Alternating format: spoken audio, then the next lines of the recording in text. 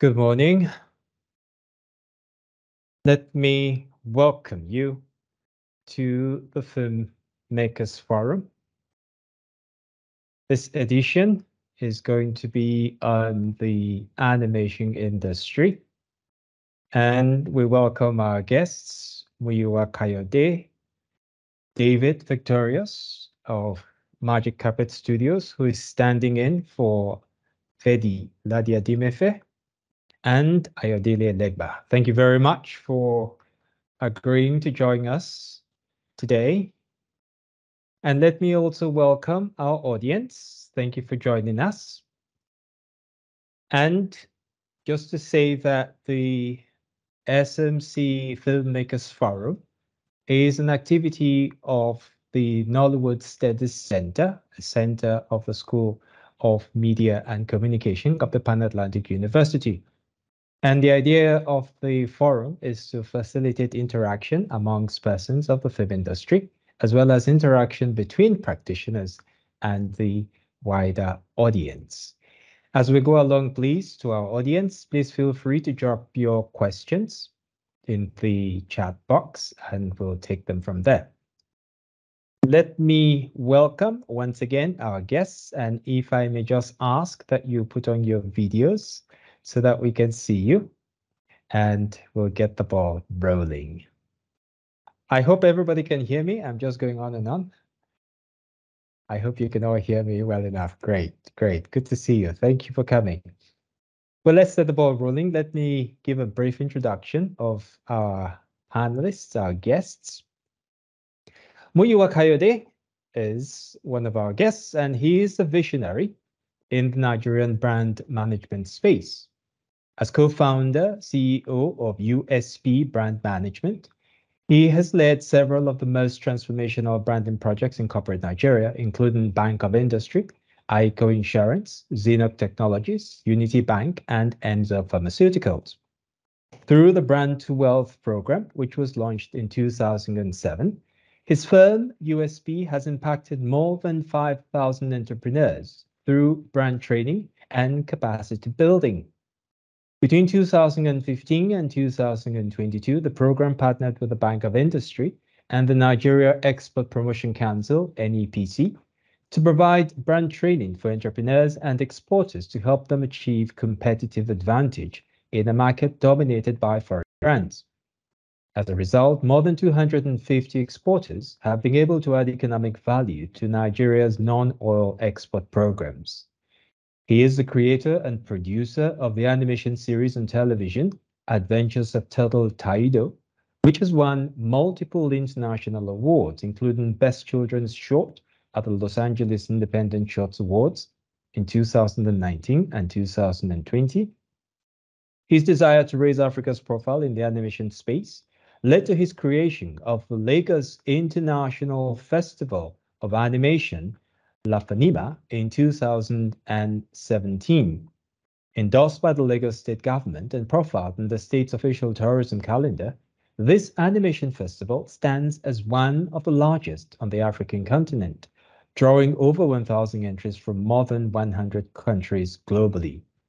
A multi-talented creative entrepreneur, Muyiwa graduated from the University of Lagos in 1988 and worked with the Guardian newspaper until 1990, when he joined SONU, Saatchi & Saatchi, and later Prima Garnet Ogilvy, where he produced a series of award-winning works and Nigeria's first TV commercial on CNN for Crystal Bank.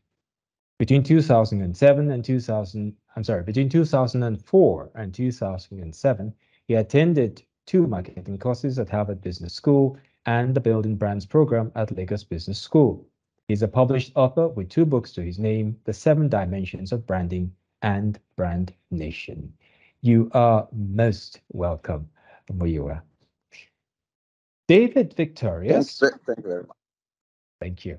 David Victorious, well, he's standing in for Ferdinand Adimefe, the CEO of Magic Carpet Studios, who, well, due to a mix-up in his flight scheduling, cannot join us today, but David Victorious has very kindly stepped in to fill that space. David Victorious is the head of growth and marketing of Magic Carpet Studios. Magic Carpet is an innovation storytelling company aimed at creating authentic African stories for the global audience. Established in 2016, it is one of Africa's ever-expanding studios, which focuses on developing talent and the continent's capacity to deliver world-class content. As an agency, Magic Carpet Studio has collaborated with esteemed brands such as Warner Brothers, Cartoon Network, United Nations, Africa Union, MTN Nigeria, Nine Mobile, Airtel, Globacom Nigeria, Sterling Bank, Stanbic IBTC Bank, McKinsey and Company, Tangerine Africa, and many others. Beyond its collaborations, Magic Carpet Studio has been on a mission to share its unique narratives with the world, including captivating stories like The Passport of Malam Ilya, SIP, Meet the Igwes, Legends of Bulan, and Super Dad. My Carpet Studio is deeply committed to capacity building and empowering the next generation of animators in Africa. In pursuit of this passion, the studio established Magic Lab Academy, a dedicated animation school with the goal of empowering over 100,000 young Africans with industry standard skills in the dynamic field of animation. David, you are most welcome. Ayodele Elegba, thank you. Ayodele Elegba, fondly known as a dream maker among Nigeria's comic/animation industry insiders, is a seasoned veteran in the Nigerian comics and animation industry. He's currently the president of the Association of Comic Book Makers of Nigeria. Ayodele began his comic career as a comic writer in 1999 on the comic book Dark Age, after which he had a brief stint in the Nigerian TV and film industry, writing film and TV scripts. Ayodele has created many of the successful comic titles and characters in the Nigerian comic scene today, like Strike Guard, Vantage, Boxer, Jinx, Central Attack, Voyager. Boxer, one of his creations, has been featured on the BBC News and other news platforms and is currently in development to have its own live-action TV series. Ayo founded Comic Panel magazine in 2008 to help promote and celebrate comic creators in Nigeria. He founded the Lagos Comic Convention in 2012 after he realized that comic books were being looked upon as a joke, and there was no forum or event that celebrated comic lovers. With an attendance strength of 300 in its first year, Lagos Comic Con has grown to an event with a gathering of over 6,000 in 2022. Ayodele is also the festival director of Rendakan Animation Film Festival, a native film festival that seeks to bring more opportunities of funding and education to Nigerian animators and producers. He's also the producer and director of various highly acclaimed short film animations, such as Lost Dreams, Strike Guard, Voyager, Hero Core, Ajaka, Lost in Rome, and most recently, Uniquely Me, which will be his first 3D project. He has also produced and directed several television animated series, such as When I Grow Up, Area Daddy, and Rolly Tales Animation. Ayo is the founder and chief creative officer at Spoof Animation, a budding indigenous animation studio that boasts of a team of over 20 young creatives telling African stories, using animation and working on global brands such as Coca-Cola, Heineken, Visa, Learn Africa, and more. Ayo is a trained writer and graduate from the Ebony Life Creative Academy. He holds a postgraduate diploma in advertising and public relations and has attended several courses on script writing, animation, and project management. Ayo, you are most welcome. As the audience will agree with me, these are heavyweights that we have with us, people who have putting a lot, really, not just in terms of experience, but in building the foundation of what we see today, recognized very clearly as Nigeria's animation industry. Let me set the ball rolling by really trying to see what exactly are we talking about. We have heard that term, animation, quite a bit, but I dare say that for many people, it's a rather vague term in the sense that it does not adequately convey the richness of what is involved in this industry. I mean, just reading through your various profiles, we have spoken about the involvement in so many different sectors, the banking, the creative, the comics, etc. And we see that really animation covers just about everything. You can find it in a little bit of everything. So to set the ball rolling, can you explain to us what exactly the animation industry is all about? Let me start with you, please, Muyiwa.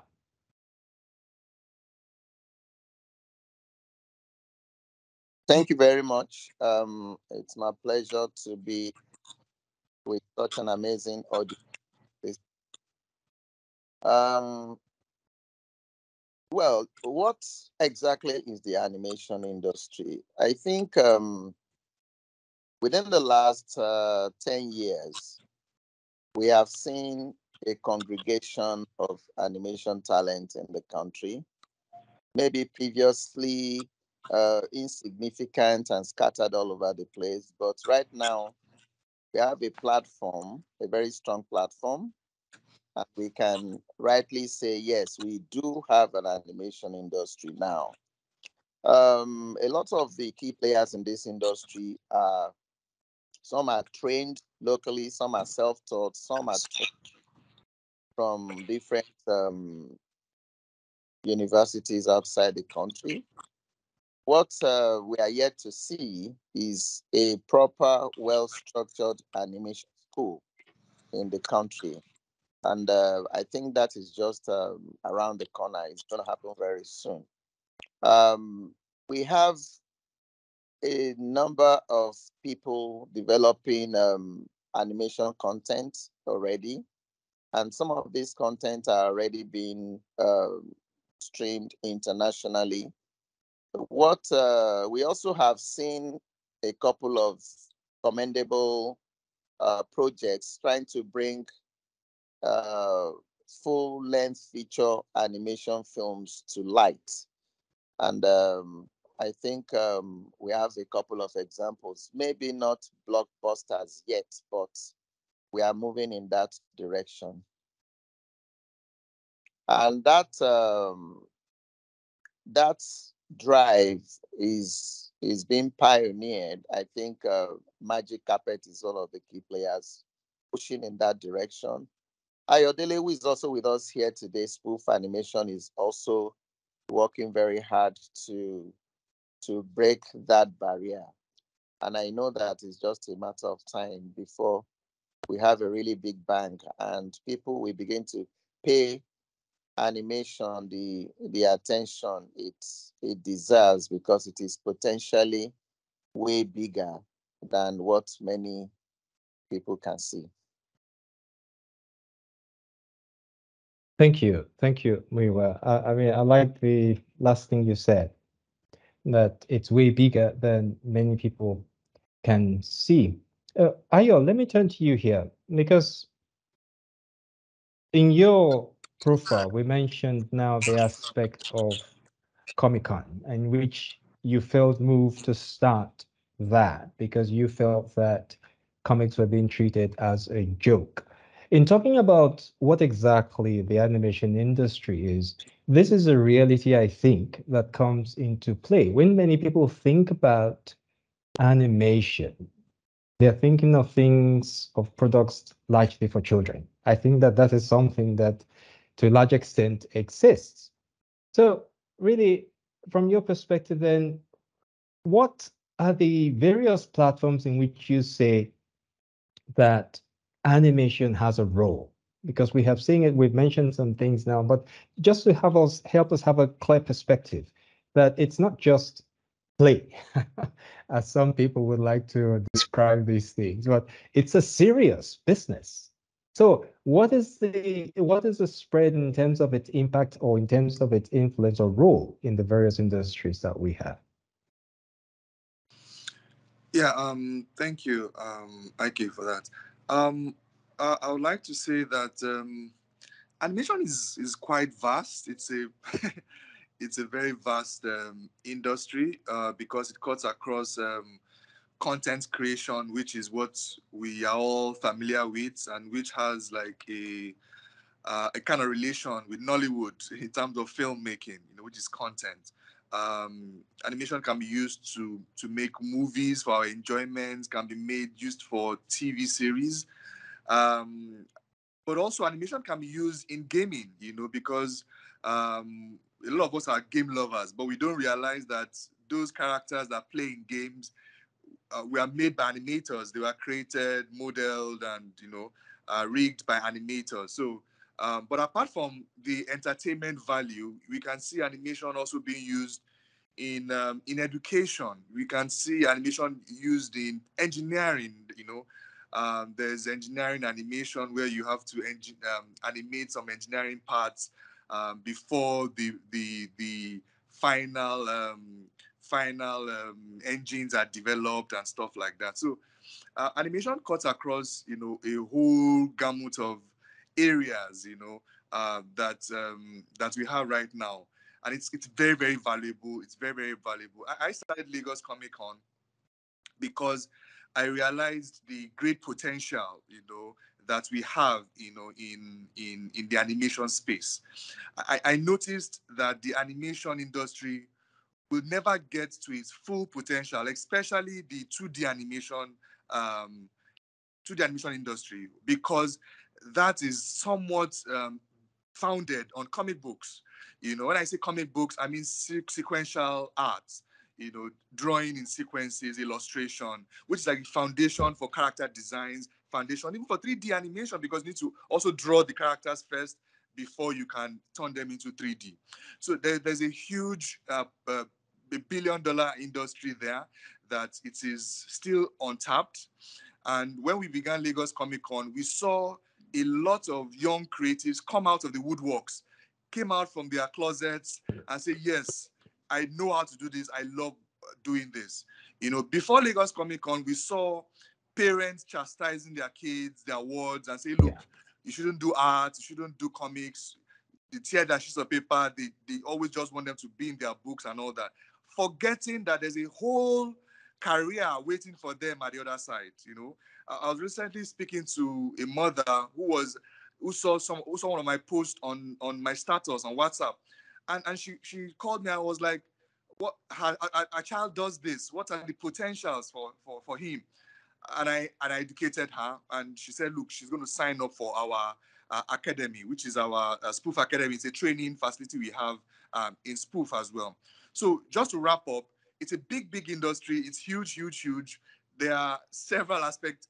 In fact, there is no area you cannot use animation. Even in business, as Muyiwa said, even in business, you use animation. You use it. Banks use it now for their end of the year projections and to create some kind of charts and some videos to communicate their plans to their staff and all that. So it's a big industry that I think Nigeria should be in the forefront, to tap into.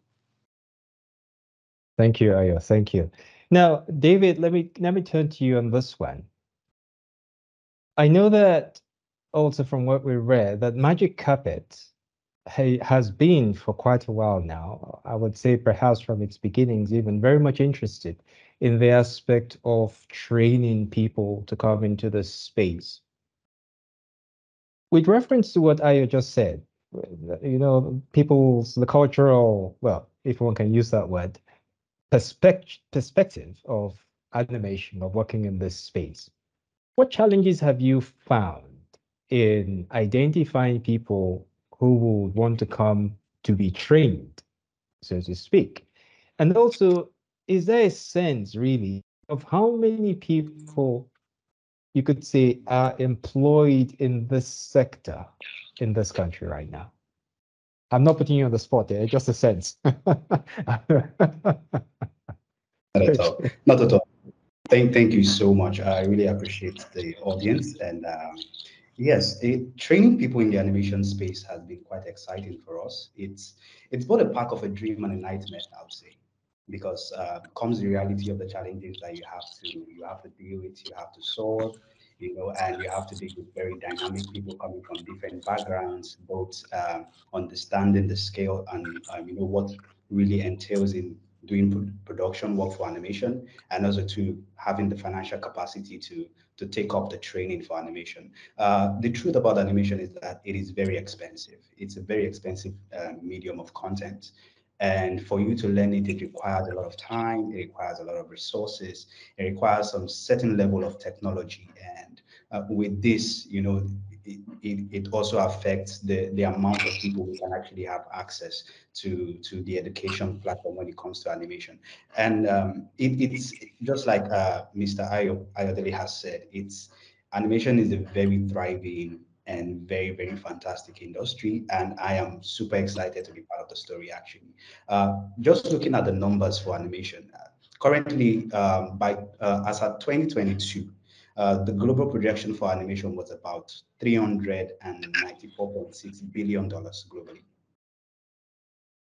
which is very, very sad to say that Africa as a continent only has 3.6% of that market share. So we're practically making practically what, about 12 point something billion dollars from a $396.4 billion market. And that particular amount is projected to double by 2030, which we're looking at about 520 something billion dollars. So the market is really growing. And for us, we're looking at how we can encourage a lot of people to actually come in. When we started the studio, Magic Carpet Studios, it was very exciting having to dabble with, doing project for clients and also to building your own IPs by the side. But the reality is that you need very skilled people. And for us as a studio, we very much pride ourselves as that we're very passionate about bringing quality animation, because we really want people to have an exciting experience when the final product comes in. They're excited about the story, excited about the quality of work. And most of the time, the challenge is that we don't have enough people. So you have a project that requires about 200 people to work on. And let's say in the space of Nigeria, you only have about, let's say, 20 people who can really take on that. So that has been that has been the nightmare for us, because most of the time we get projects from international brands that we get to work on, and they require a large number of people to work on them. What we normally do is to see how we can outsource talent from outside the country, and it's not even outside the country, like outside to the Western world and Eastern world. So we're looking at we're looking at China, we're looking at India, we're looking at the UK, the US. And for me, it's a sad one, because we get to export the import that is coming in. So we have funds that are coming in from the US, from the UK, and we're taking it back there. So because these are things I feel that most especially for young Nigerians who are really looking for a way to actually position themselves in a career that can really fund their future, it's more like a benefit for them. So I think that's what actually rose about the passion for us to actually start the school, which is Magic Lab Academy, and we've been doing it for a while. Like I did mention, it's quite exciting. The market is large. A lot of people want to really, really, really want to come into the animation space, but there's also the knowledge gap of really understanding, okay, how rigorous it is, because you get people who are very excited about just seeing the content, and they're like, oh wow, animation is it for me. And they get it in the pipeline, and they're like, oh, I didn't know it was this much work. And they lose courage and they go out. So that's one of the challenge. Another challenge is people having access to funding. Funding in the sense of scholarship, being able to access some kind of materials that they can use for their training, because learning animation is very, very expensive. Some schools abroad, most especially abroad, can charge about $6,000, which, if you look at the Nigerian rate right now, it's about 6 million naira for 6 months training. But we're trying to see how we can really subsidize it for a lot of young people, because at the end of the day, we are also solving our capacity problem, because we have stories that we cannot produce because we lack the capacity of people to do them. So at the end of the day, it's us trying to solve the problem and also trying to give people empowerment so that they can really go out there, be able to export their talent, and in return be able to build culture for Nigeria and Africa at large. Another challenge is access to tools. So most of the softwares that are being used by animation studios are actually quite premium in terms of the price. So you have like a software going for about $1,000. not a lot of Nigerians can afford $1,000 for a software for 1 year. And you're not just going to be using one software, you can be using almost 4 to 6 softwares. And when you put that up together, you see that you're paying just 5 million naira for a software, for softwares for you to work. So those are also some other challenges, and also too, most of the devices that are being used for animation, like a laptop, for instance, using some kind of laptops will not really cut it, because there are like some high grade laptops that you need for proper rendering of your files. If not, the laptop will just come crashing and you lose months and months of work.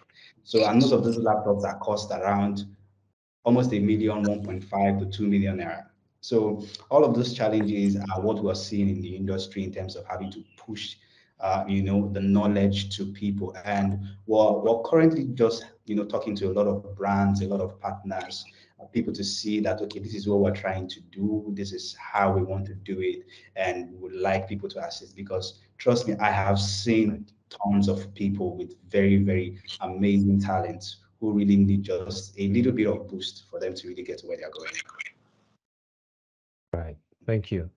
Thank you. I will come back to you later on some of the things you've said, but let me turn now to Muyiwa. In line with what David has said, Muyiwa, you mentioned when you spoke earlier that a school, we should be expecting a school, an animation school to start soon. Can you tell us a little bit more about that?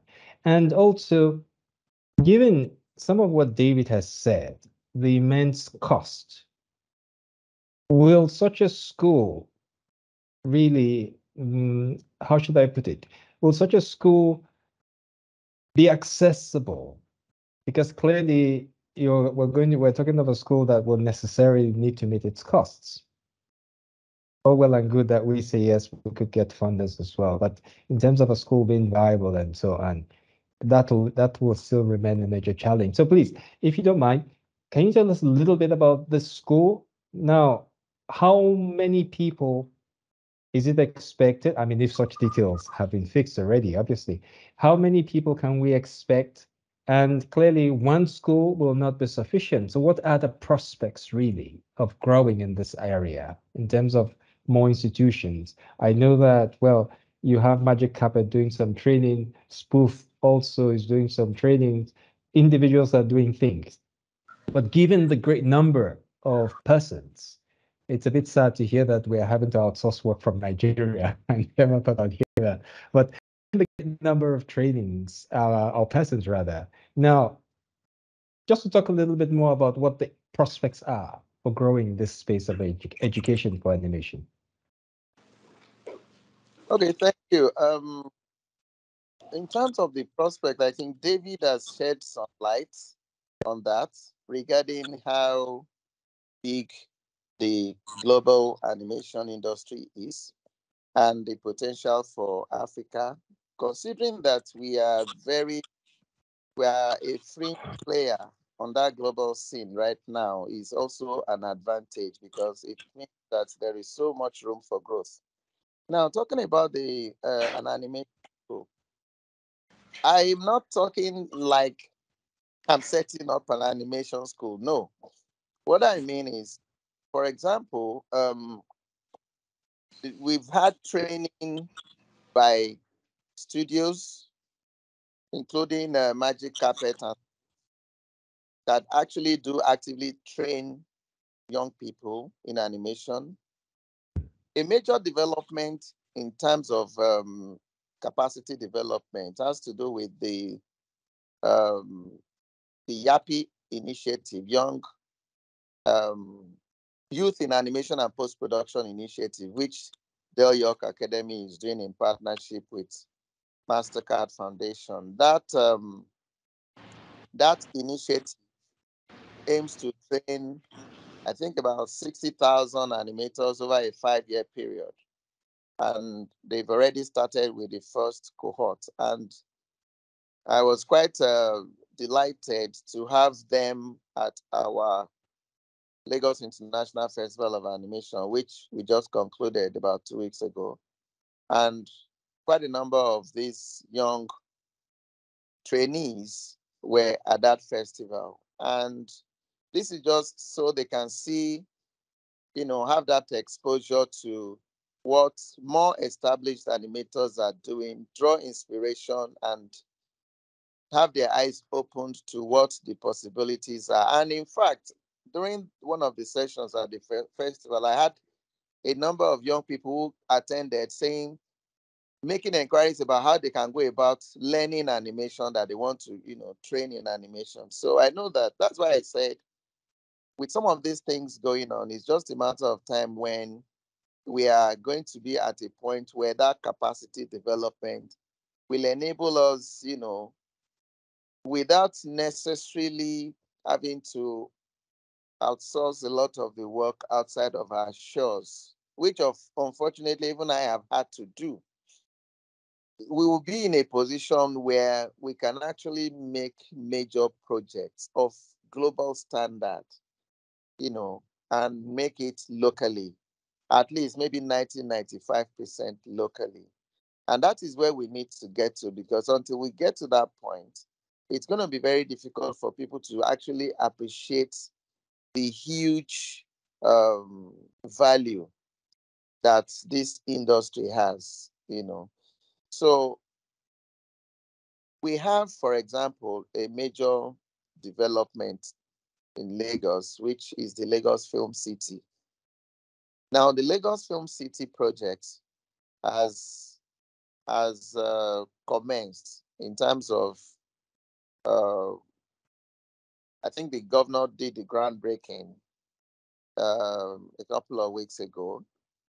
And that is also a huge development for the creative industry generally, the film industry in particular, and of course, by extension, the animation industry. And one of the things we have pushed to them is the Film City should have an animation school. And because it's actually not complete if we don't have an animation school in that Film City, given all that will be going on there, So, and I think that is a suggestion that's well received. And because it is a public-private partnership, I think the onus is now on us, the animation industry. It's good to see that a lot of practitioners in the industry are already doing a lot of training. It is now left to this industry to put the modalities together and invest in actually establishing an animation training school. I know that in the animation industry, people put more emphasis on what you can do, on your portfolio, more than your certification or your qualification, or it's a skill-based industry. And no matter how many institutions you've attended or how many years of training you have, what determines your prospects in this industry comes down to what you can do, how good you are, what is the quality of your output.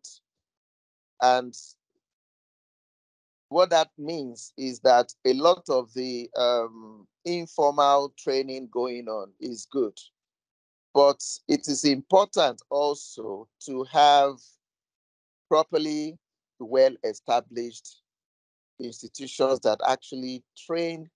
It is also possible for some of our universities to take up this challenge and actually have a full-fledged department that trains, people in animation, which right now, I'm not aware of any. Maybe there are, I don't know. But right now, I'm not aware of any. And I think the world has gone beyond all of these creative arts, graphic design, and all these things that, we have in the universities. I think it's important that some of them take up this challenge and actually begin to set up proper, so that one can actually go and have formal training in animation, because there are techniques to this. I'm not an animator, but I know that there are techniques to this thing. A lot of people saying they are self-taught and self-trained, you can only get so far. It's important to have proper formal training, that takes students through the proper techniques of the industry. And it's a highly challenging industry because every day, because it's technology based, every day technology keeps improving. It's an industry where you actually never stop learning because you are constantly being challenged by technology. You are constantly being challenged to learn to use new software, to learn to, to master additions to existing software. And even before you master this one, the new one is out. So it's a highly challenging profession to be in. And it's one in which you really never stop learning. Every day you are in school while you are also, trying to produce your best, So it's very, very key that while a lot of this is going on, it's important that we begin to have properly structured formal institutions that actually, train students in animation. So we hope and do look forward to having one or two of that come on stream in the next year or two. Thank you. Thank you. If I may just respond a little to what you said about whether the universities have such training, I think I can blow our trumpet here that we do have a program that has a component of animation in it. However, you see that in speaking with the students recently, it's almost as if, well, that there's still that question, what do I do next? Given that the industry is not, well, not so much the industry, more the society, so that clarity of what do I do? Okay, I'm studying this, what do I do? What am I going to do? How do I move forward? So on and so forth. And if I may just turn to you on that, Ayo. Muyiwa has pointed out the importance of at least having a structure in terms of determining I would say also the content of the learning. Things are constantly changing. I think that really, usually it's the industry concern that determines, because the industry is the one that says this is what we need. Now, is there such a platform in the animation industry that you see that, well, we can all come together to determine really what these schools, once they're set up, should really be teaching or inculcating in the students in order to be of better service towards the industry? And the other part of that is it possible for the industry as well to take on, you could say, a promotional campaign, such as in order to change much of the negative conceptions that people have about this field, and also to let people know what the possibilities are? I mean, I would like to tap into your experience from the trainings that you have done with Spoof, for instance, to see, well, what has been your experience in that regard? What, in terms of structuring the content, is there a body that does that? And what can the industry do in terms of really defining what the standards should be, and also trying to change the general perception so that people also have a greater awareness of the possibilities here? Okay, thank you very much. I actually wanted to respond to both of the earlier speakers, right, about please. things they said, and one of those things, I have a lot of thoughts in my head, and I don't want to mix them up. So I think first of all, let me say we started our school because of a challenge we saw, and the challenge was that we were getting some kind of work from the international markets, and we were able to meet them because I don't know about Magic Carpet and MK here, but I feel that we don't even have enough work in Nigeria as it is. That's my opinion. I feel like we don't have enough work. We're not getting as much work as possible, and that is why your students, that's IK. That's why your students at the university over there are feeling out of place, The truth is that I do not even subscribe for more schools. I feel that it's a waste of time. I feel that we have too many of them already. And I feel that what's the point of training people and then there's nothing for them to do? We have a lot of people trained. You know, I disagree with David saying we just have 200 people. There are a lot of people who can animate, very good animators. But the problem is that there are no jobs. There's nothing for them to do. And what you see them do is they go into banking, they go into advertising, they go into other professions where they can make a living. So the truth is that we keep on training people and there's nothing for them to do. And then the point is, animation is not a training that you do and then you don't practice, you know. I met some students at Yapi, you know, at Life Anima, and I was telling them, because I'm like, animation is not something you just get trained. It's not theory. You know, it's not theory. You just train, you know the theory. And then what do you do next? You're just there. You know, you can't do anything. I've been privileged to have people flying from the university in the UK, and they come to my studio and I give them a test. They can't even do anything. I've seen people coming from schools like Uniben, Yabatek. They can't even do anything. You know, they just have theory, and it's a waste of time. You know, and it's one of the challenges that we have in this industry because it's not making industry grow. You see people who are parading themselves like the animators, but they can't do anything. You know, all they have is a theory. Okay, so I think what we need most especially before we have more schools is to have a way of not taking these jobs, you know, because when I hear somebody say, look, there's a job that came to Nigeria and I outsourced it, I feel very angry in my spirit because you're just giving out jobs that some people could have had. You know, I think it's time we begin to be more patriotic, as it were, to say, look, this job, how do we execute it here? Do we have people here who can do the job? Can we have enough patience to train them and to get them to get them involved in this? Okay, even if you're going to like bring expatriates outside to like coach them and to give them that for training to be able to really engage and then get better, because animation is getting better, getting better. We are 7 years old as a company. Okay, we are 7 years old as a company, and I've seen how my people have grown. We've grown so much that now our standards. We just finished a project with one of the biggest hip hop artists in Nigeria and in America. If I mention his name, you know him. He has dog in it, you know. So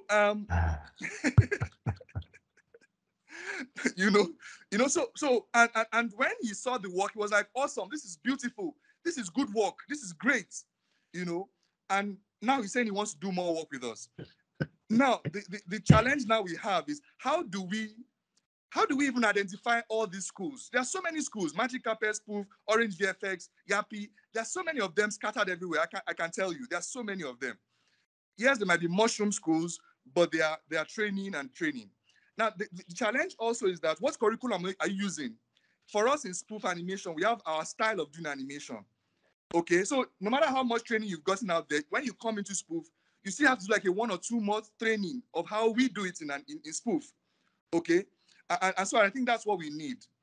However, I think we do need some form of government endorsement. Okay, because we live in a country whereby the parents only believe in certificates.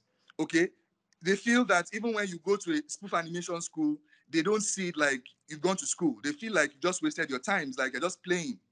So if you could have like more government accreditations. So what I mean is if these schools out there, these magic carpets, spoof animation, can get some form of accreditation saying, look, when you finish 6 months of this, it's equivalent to maybe maybe a diploma, maybe a BSc or something that they can take home to their parents and say, look, the government has certified this. And you can use that certificate to either get into a university or get into higher education somewhere because it's endorsed by the government.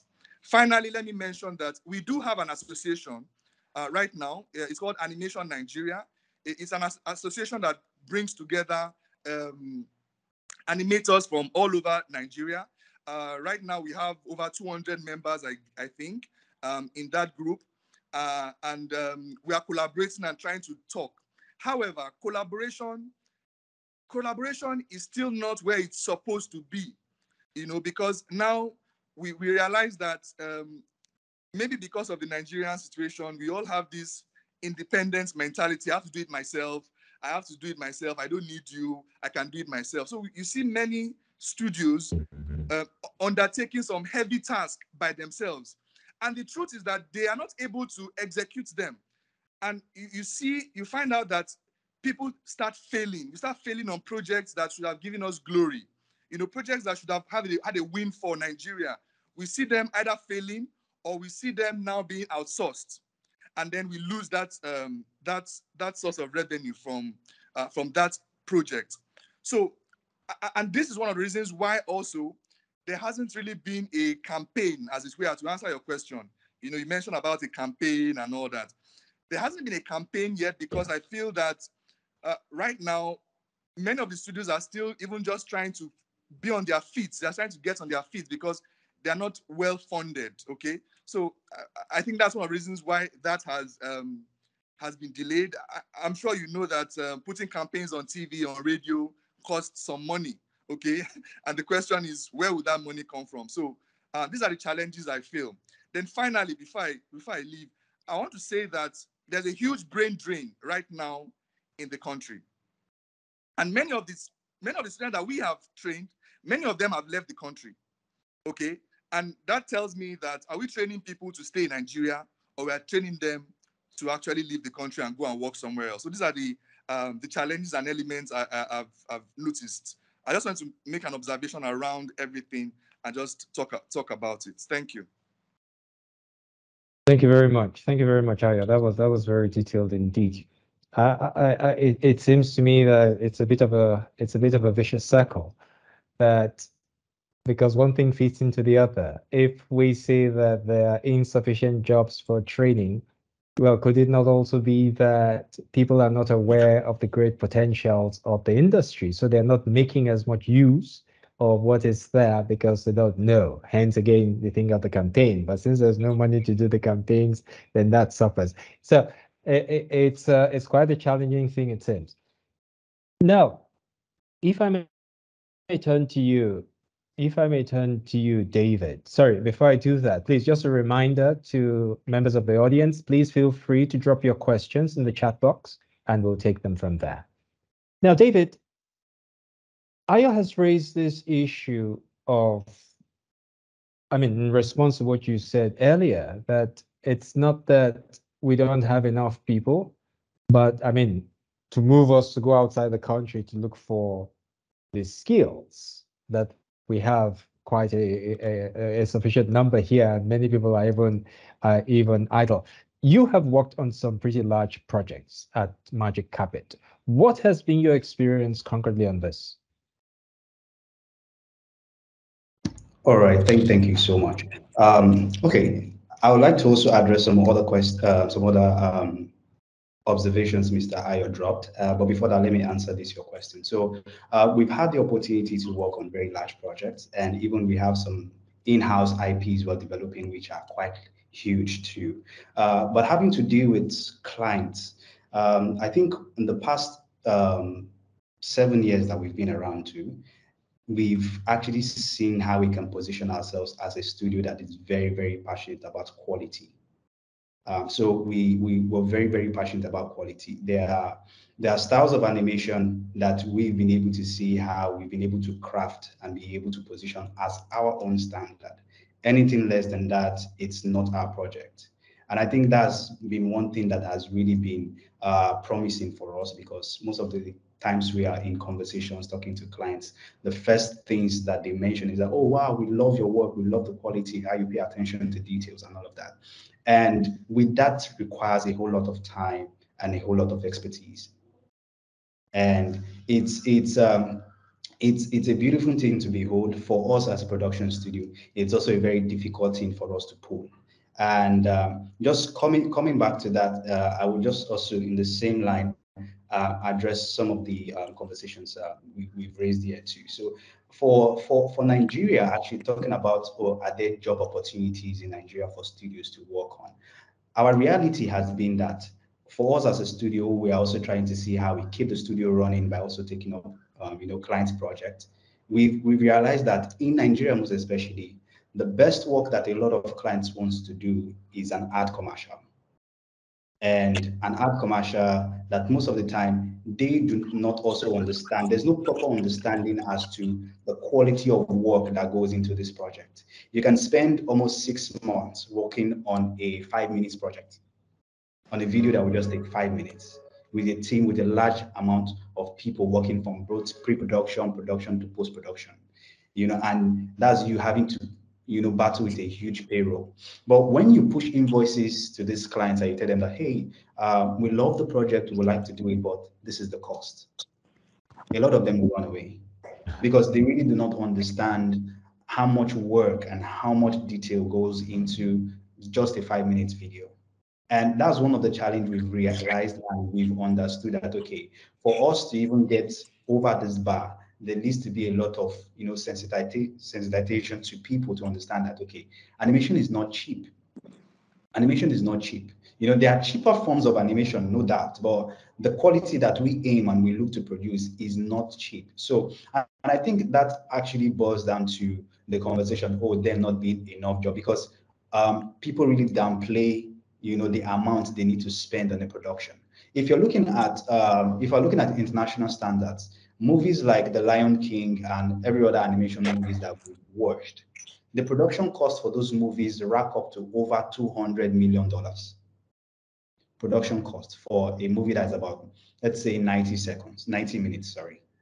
And that's a huge amount of money. But when people within this region want to also do the same quality of project, they will come with a budget of about $200,000, which is nothing close to that particular budget. But you still need the same, you're still looking out for the same quality of work. So I think that's the challenge. And for us, we've seen how what we've been working on in the past 3 to 4 years is to see how we can create content that really draw in the international audience, people who really understand the quality of what we do, because that's our market. And when they come and they start conversations with us, when we start speaking numbers, we know what's expected and we know how they respond to it. And their response are always cool.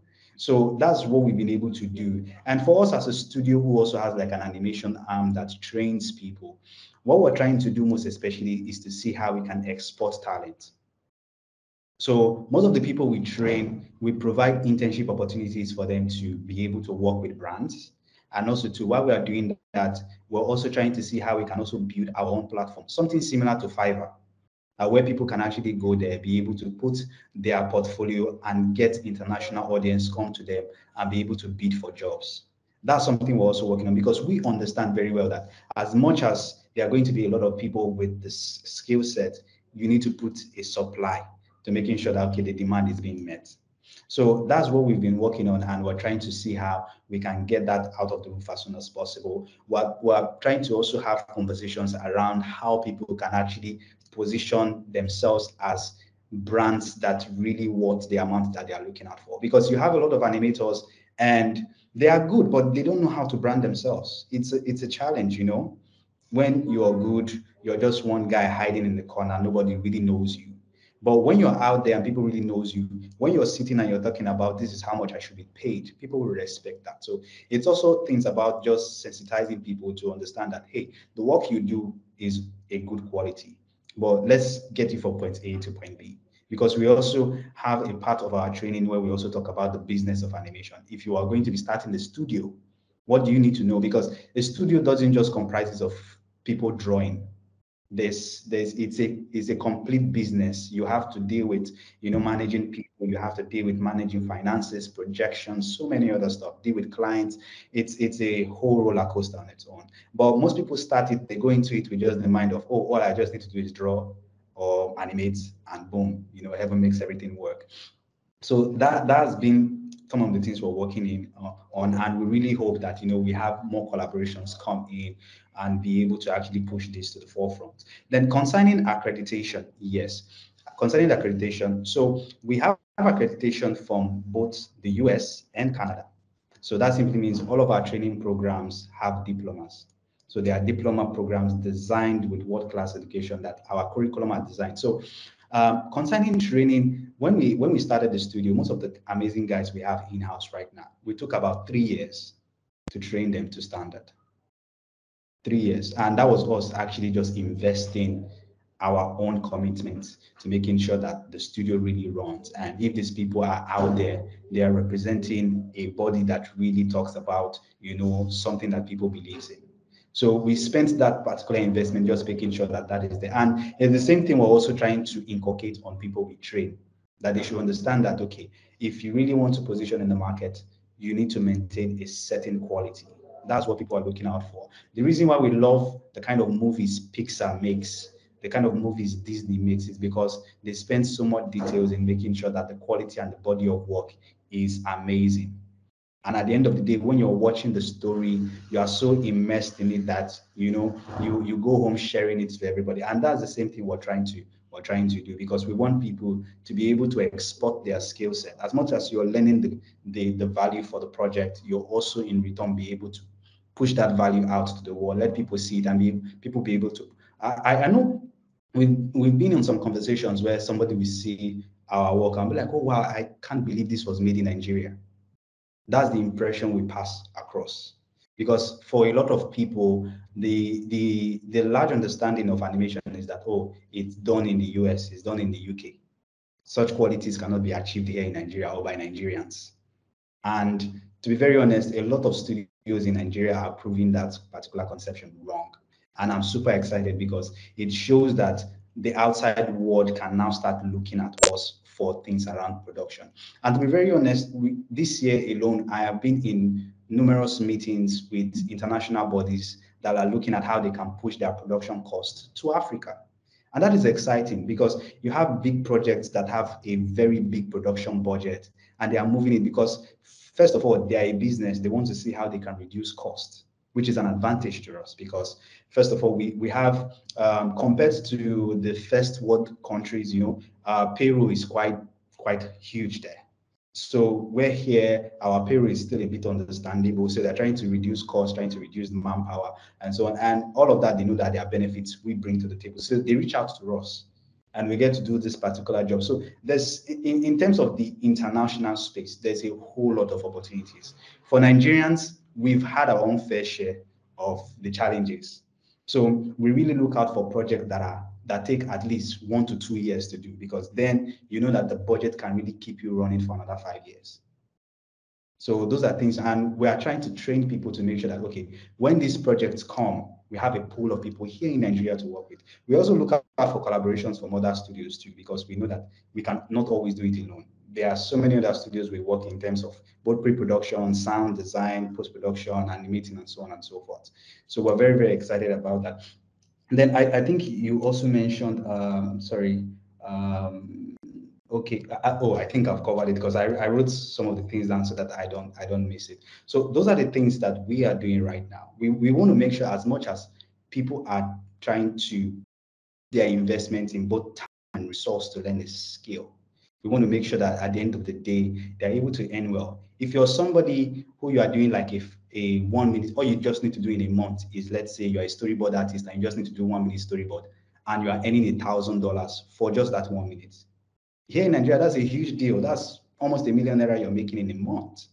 So we're trying to see how people position themselves for the foreign market and be able to earn. Nigeria, it's coming. We're going to get there, but right now, it's better to just position outside. Yeah. Thank you. Thank you very much, David. Two things. One, much of what you said, you have emphasized a lot the sensitization, and one does see the importance. I mean, it was actually one of the things I had planned to ask. What does the average production cost? I mean, you're giving us a sense of that already. And many people see these things and they say, it's not just to sit down and draw. They don't realize the cost of it. Okay, so really the thing of the sensitization, I think it's, if the industry truly wants to be able to demand more, there's a need that people know more, really what it costs. The other thing, which I would like a response from you for, please, is you said that you spent 3 years training the first set of people who I think you said are still working with you. In line with, or referring back to something Ayo said, which is are we training people to leave the country? What has been your experience with the people you have trained? I mean, there's a wave now of people leaving the country. If the people here are so attractive to the people out there. Or perhaps the fellow says, no, I will become an independent rather than working with a company because I can get jobs of my own and this kind of thing. So what has been your experience in that regard? All right, thank you. I'm really excited you asked this question because for us, we've had challenges with this, and one way we've been able to actually deal with it is through culture. Through culture, we have a culture here where it's more of like a community, both in-house and even when you're outside the office. And it even boils down to how we do our production, how we relate as a team. And yes, we've had a couple of persons who have actually moved abroad, not just in the animation space, both in the business side of things. Those who who are part of the business of the company. We've had some people who have traveled abroad. But one thing we've been able to do is that because we also build intellectual properties, we have people who have their own investment in these intellectual properties. So we've been able to create a culture where people are vested into the work.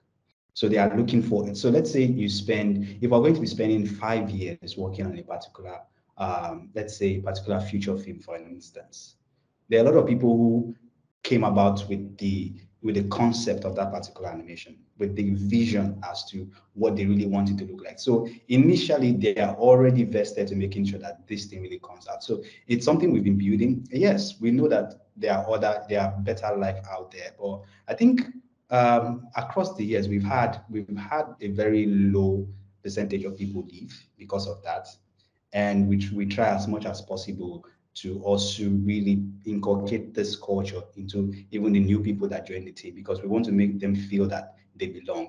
Most of the people who started Apple, for instance, like the Steve Jobs, Tim Cook has been in Apple for a long time, even before he became CEO. And even before that, he had like a lot of people who approach. And I can also even mention this concerning some of our art directors that we have. Most of them have also been approached by Disney, so that they can come work there. Even other bigger studios too that are going to be providing, a better life for them abroad.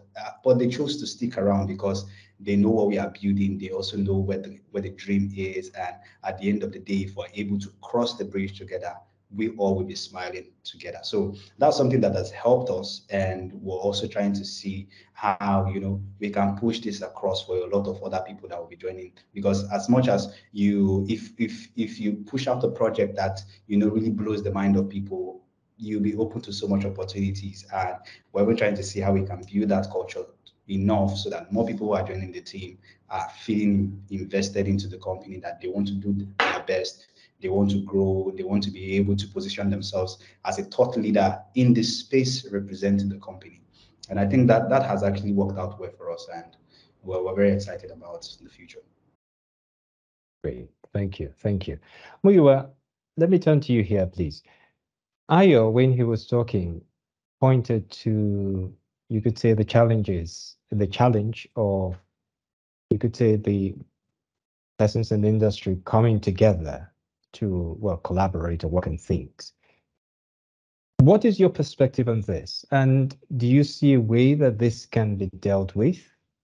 It tends to be, I would say, a bit of a general problem in the film industry at large. This, because I've heard that complaint before, that there's a lack of unity. People want to work in silos and so on. So, but now specifically about the animation industry, what is your perspective? Do you see this as something that can be tackled? Are there ways or things being done already to tackle it?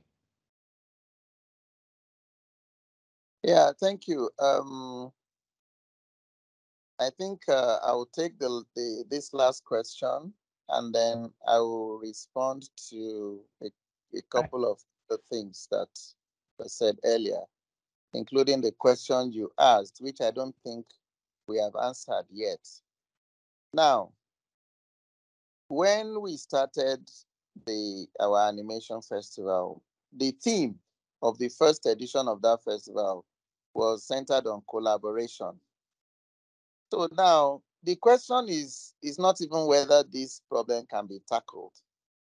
The reality is that we can't make real progress without collaboration. It's not possible. the way animation works, when you are talking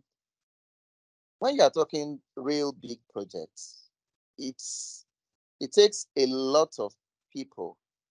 And like I said in one of my interviews, such projects, you need a lot of people with a lot of talent, diverse talent, because there are so many aspects in animation.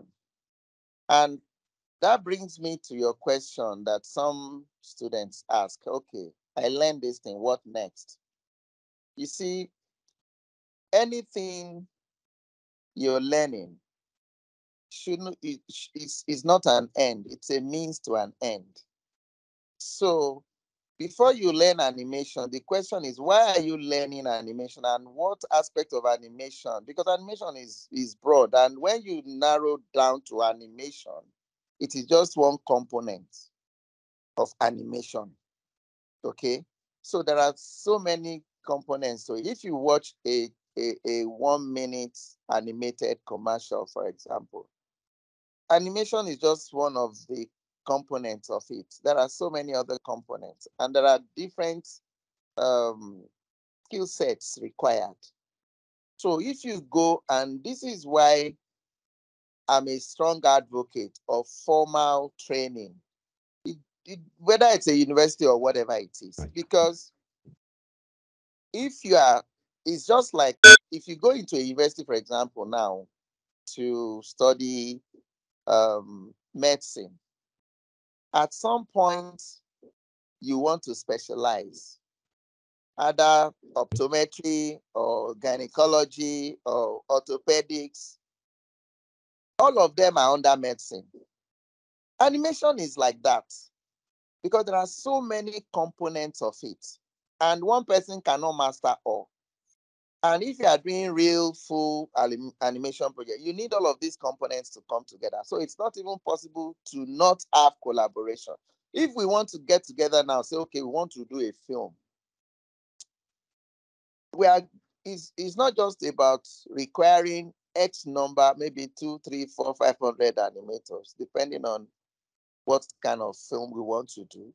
It is also a function of requiring other skill sets, storyboard artists, riggers, lighting, modeling, post-production. There are so many components to it. And what happens is that people specialize in these different aspects and components. So being able to do a major project now requires some serious project management, whereby you now have to harness these different skill sets and put everything together to achieve that common goal. So collaboration is inevitable. Real progress cannot be made without collaboration, because it's and some of us have said this before, animation is not a one-man show. But where you have, I understand that due to certain limitations, people have to multitask, but you cannot play in the big league that way. It doesn't work that way in animation. You cannot apply that because something will suffer along the way. The project will take much longer than it should, and you may not get that global standard quality that makes it globally competitive. So these are the realities that we need to deal with. Why are we training animators? There are no jobs. Well, there are different ways to look at that. What I know, and I may be wrong, what I know is that if I have $3 million today to do a full-length feature film in 3D, and I want to work entirely with local talent, I know that I'm going to struggle. That project may not succeed. I know that. I may be wrong, and I stand and I stand to be corrected. It's possible. But It's possible. I know it is possible. But you see, it's not just enough to have these talents around. I think There is there is the project management part of it. And I will give you an example.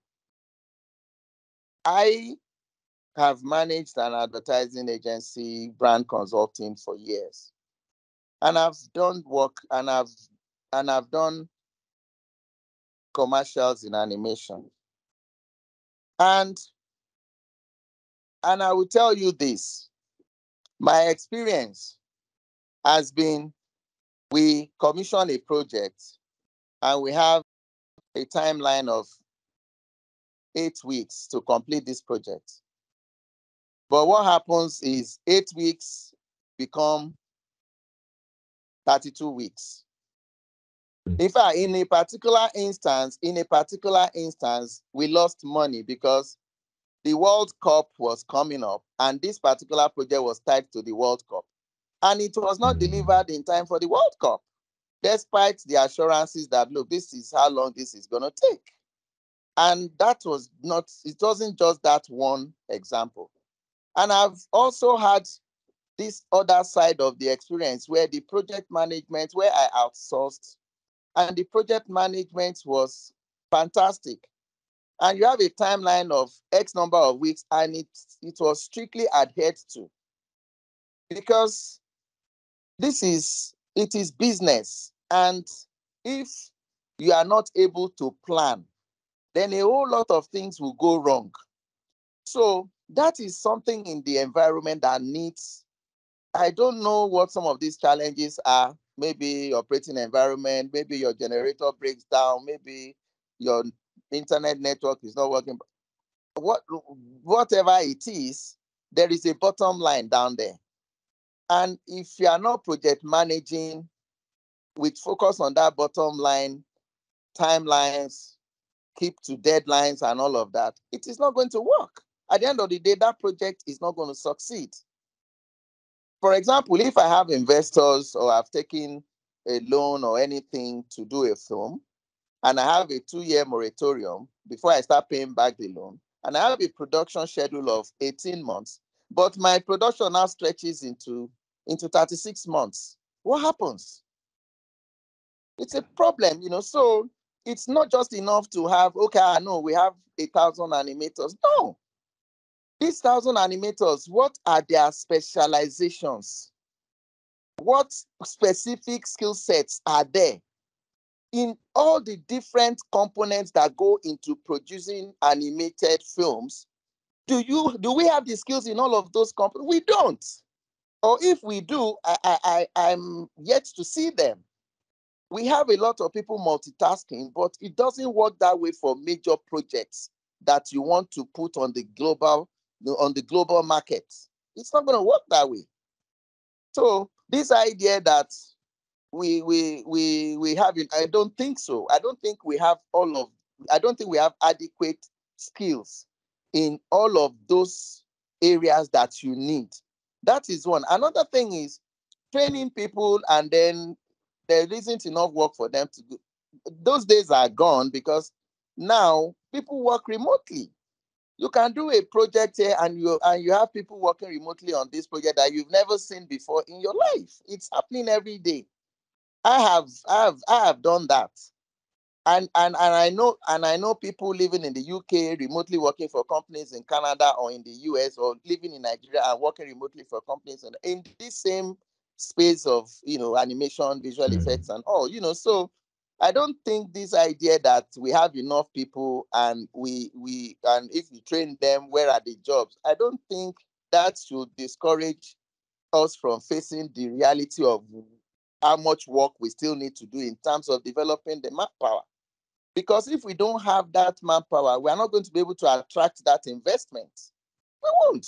People will just look at it and say, no, this thing is not is not there to deliver this kind of project. So they are not going to make that investment.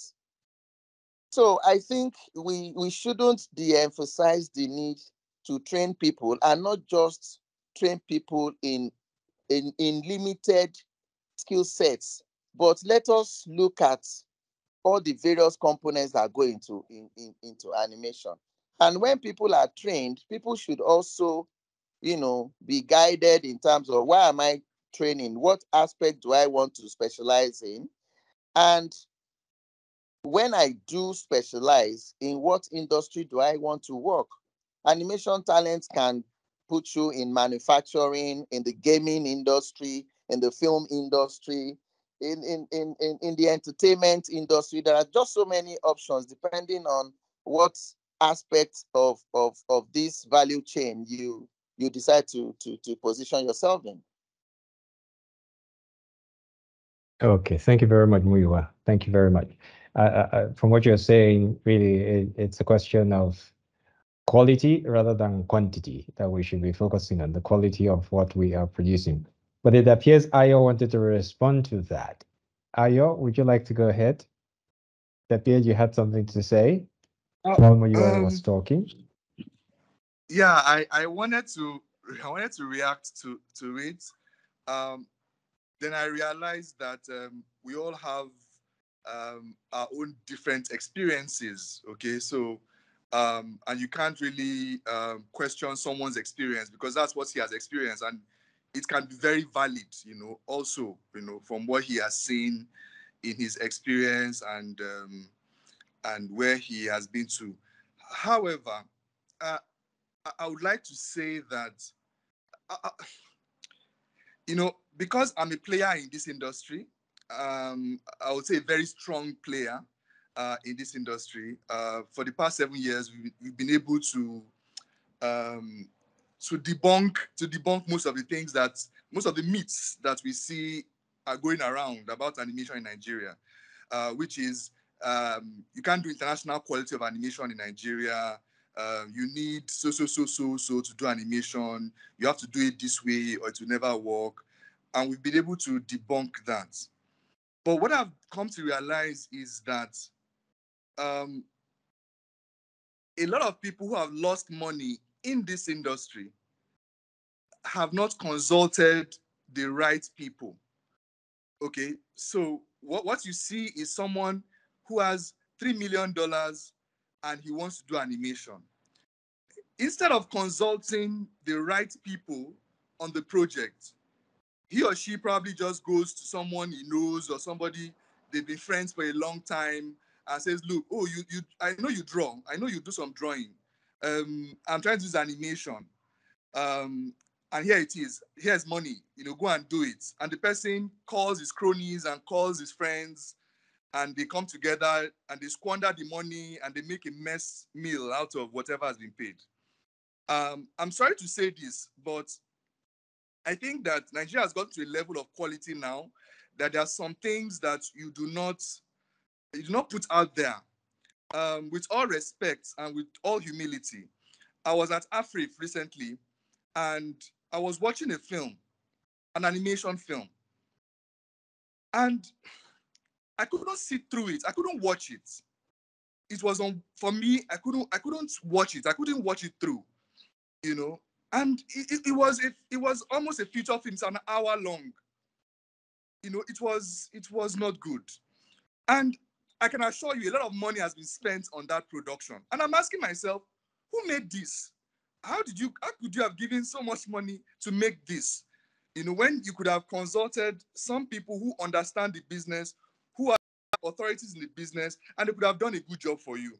Now, the truth is that person, and it's not just once, there's another one that happened. And the problem is they finished the animation and they are struggling to sell the animation. I was talking with Amazon Prime, the head of Amazon Prime at AFRIF, and I was talking to her about animation. And the perception I got was Nigerians don't know how to make animation. Nigerians are not good animators. They don't have quality. And I'm like, sorry, have you seen Magic Carpet's Bulan? Have you seen Spoof's Ajaka? Have you seen that? She was like, no. You guys you don't know what you're doing, And this is a false narrative.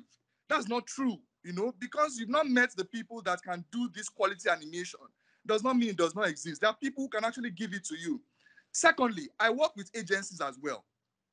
And I must tell you, one of the times when projects get delayed, it's often in the hands of the agency. Because most times, some of them don't actually know what they want, and then there's a lot of back and forth that makes the project delayed.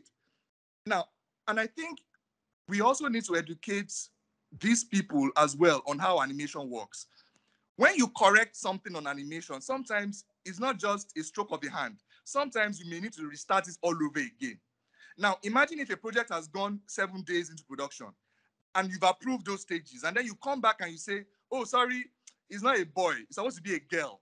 We just realized after talking to the senator that it should be a girl. So please, can you change it to a girl? It's starting all over. You're starting all over again. But they say because you signed a contract and you said you deliver in 2 years, you must still deliver in 2 years. When actually the corrections have been made, some things have been changed in the script entirely, and then now it's not, you can't deliver at that time anymore. So I'm standing on both sides because I've actually experienced both sides. Let me give you a last example. There was a project we were supposed to work on, and they gave us this script, and I read the script. I said, this script is not good. This script is not an animation script. Can you revise it? These character designs are not good. Can you revise it? They said, no, this is what they want, blah, blah, blah. At the end of the day, I said I couldn't work on that project because I don't want my name to be associated with such. Because when the project comes out, I can assure you the project won't be marketable, it won't be sellable. And then there will be a general flop on the industry. Because once a project fails in the cinema or fails the production test, then people say, oh, Nigerians can't do good animation. And then it's a blacklist on all of us working in this industry. So that's just my few comments. Okay. Thank you very much, Ayo. Thank you very much. I see that David's hand is up. But David, before you respond, please, I will ask you to take this question from Odafe. Well, when you respond, if you just respond also to Odafe's question. Odafe says, I have always had a passion for animation. I am currently in my late 30s. What's the possibility of learning at this stage and becoming very skillful in animation? So once you have responded, then please, if you just take Odafe's question as well. Please go ahead, David. All right, thank you. I think Odave's question is even tied to my response, actually. I'm just reacting to the statement Mr. Muyiwa also mentioned concerning people being generalists and not specializing. Animation is super broad, like very, very broad. It's more of like you're saying engineering. There are so many parts of engineering. There's the civil, the electrical. It's so broad. So you have to pick a part that you really know you're good at. In the studio, we've had the opportunity to work on different mediums of animation. We do 2D traditional, we do 2D cutout, and we also do 3D. And in those parts, most people will just come to us and say, "Oh wow, I'm so excited! I want to learn 3D." 3D is a whole like general field. It's the pre-production level where you have to do with scripting, concept development, character designs, the rigging, and so on and so forth. Those are actually areas that people specialize in. And what we always do is, even our training programs, we mention it very, very clear, because most people are like, oh, since your training program is like 6 months, 1 year, I will learn the entire thing and move on with my life. No, it's a specialization. You have to figure out what you really want to do. And one other benefit we've been able to provide is that in the entrance level of you coming into the training program, we normally do an assessment and a guidance counseling funnel, because we want to make sure that not any kind of person goes into any kind of course that they just want. Because at the end of the day, you realize you spent a large amount of money and a large amount of time, and it's not what you want to do for the rest of your life. Because animation itself requires patience. You can't be a patient person if some animation takes, let's say, a 1-minute video can take a year to produce, depending on the scale of what you want to achieve within that 1 minute. Because even just working on the scripting alone, it's a different thing entirely. Having to create the characters, develop the world creation, the concept, those are a different thing entirely. So what we normally do is that going to be going into animation, pick one thing and really be good at it. Learn it to the core so that when you position yourself in the market and you are saying, I do this, I do that, people recognize the kind of work you do. And if they're asking you how much is your fee, you're able to beat your chest and put real good zeros in behind those numbers. So that's what we're very passionate about. I know some people who just do only facial rigging. So they do only facial rigging of the character's expression facially. That's what they do. And these people, for one character, they can make up to $3,000 just doing that. And that's good money. So it's not just about the entire scale of work, because that's what we've seen from our end. Every day we receive how do you call it? We receive resumes and CVs from artists, very very unique people with very very good intentions. But when you look at their portfolio, you just realize that, oh, they missed something. Something is missing. This person needs to go back to the principles of animation and really figure out how they can get over it. Because you notice that there are just some things off. So those are the things we deal with, and having to actually go through that pile of CVs to find somebody who you can really say, okay, this is the diamond. Let's pick this person. Takes a whole lot of time for us.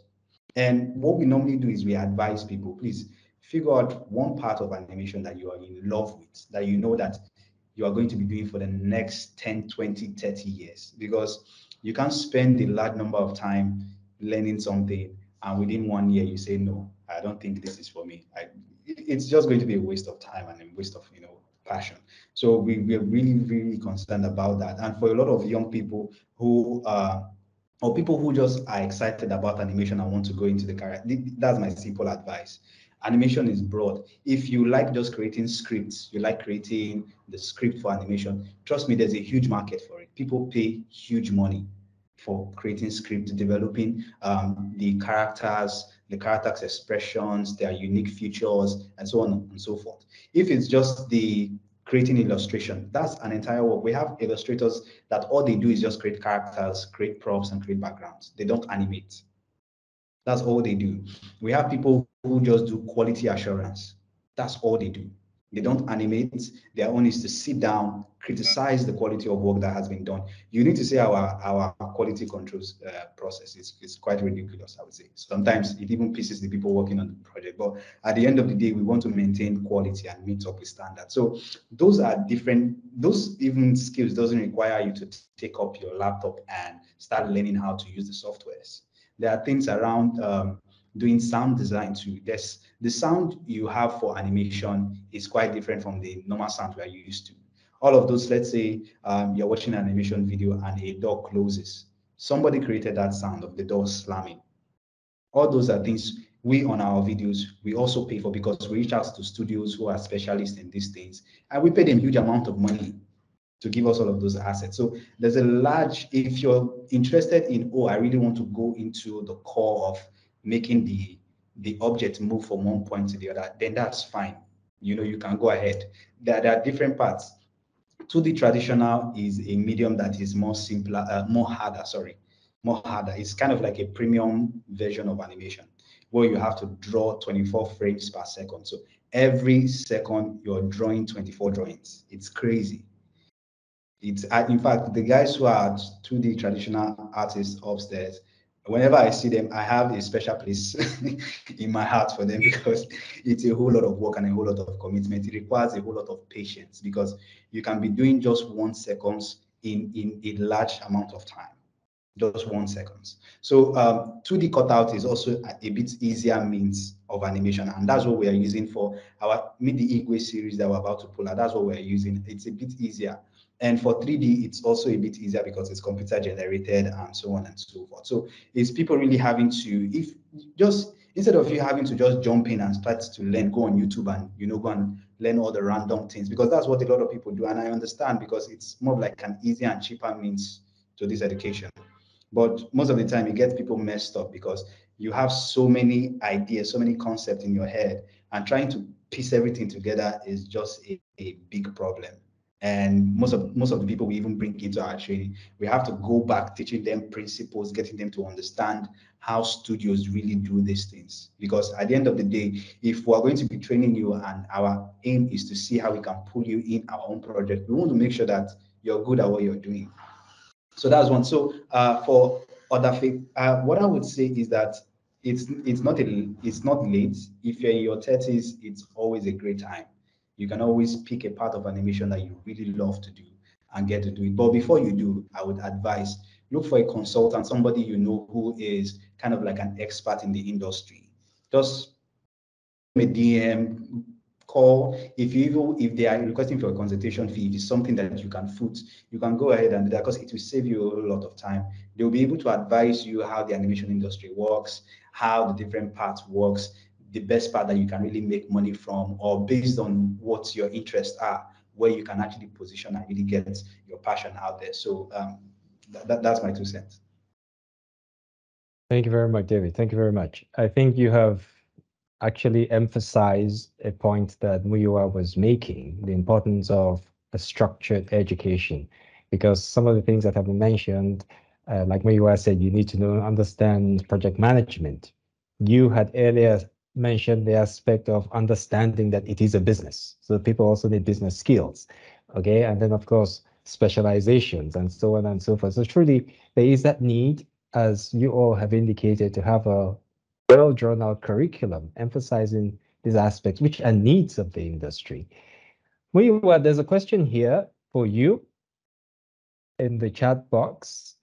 If I just read it out, please. It says, going beyond the animation production value chain, how can animators, animation studios in Nigeria take advantage or benefit from the full life cycle of animation/animation content up to the end stage of merchandising, which you have been able to achieve in some way with Total Taido?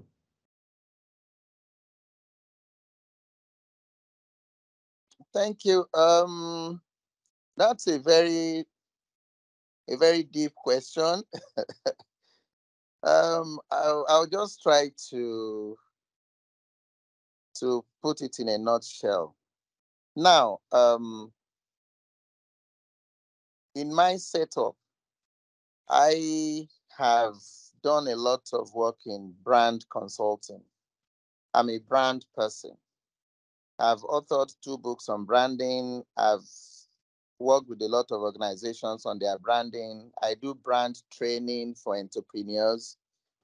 So my life, everything, I see everything as a brand, and branding is everything. So when I'm producing animation, I don't see myself as producing animation content. I see myself as building a brand, right from concept development of Total Taido. It was very clear that we wanted a brand that will resonate with children. And we wanted a turtle that will be very cute and that children will just love, that children can bond with, because that is how you build a brand. We needed to create a character that is lovable, that is fun, that children can play with, that they can sing with him, that they can dance with him. And that's why he has the Total Taido dance, he has the Total Taido expressions and all of that. Those are things that make a brand character, that creates a brand personality, you know. So all of those things, right from concept development and character designs, were done with the aim of building a brand. Because if there is no brand, you cannot have merchandising. We've not actually started serious merchandising because we are still building the brand, and we will get to that point. But it's like you want to build a 50-story. You want to build a 50-story tower. The foundation has to be really, really, really deep and should be able to carry a 50-story structure. Brand building is also like that, you know. So if you are looking at animation and you want to be able to take advantage of the whole value chain up to merchandising and everything, it starts from how you even develop the concept, because you must just have it in your head that you are creating a brand.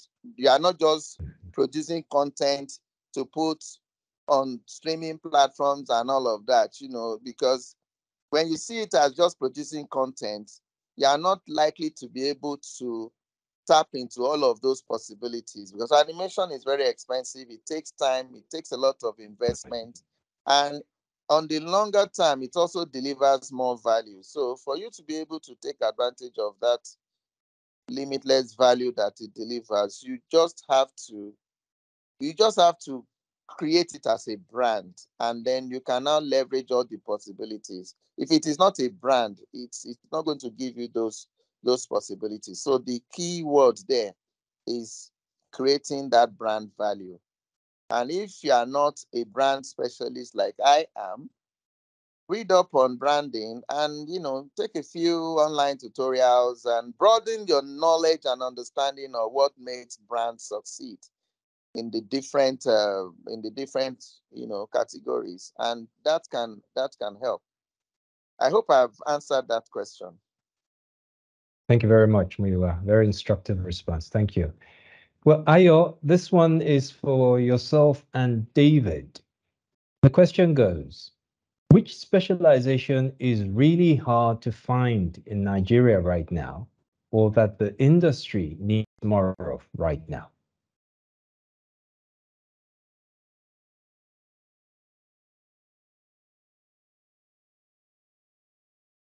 Ayo? Oh, here's that. Ayo, did you get that?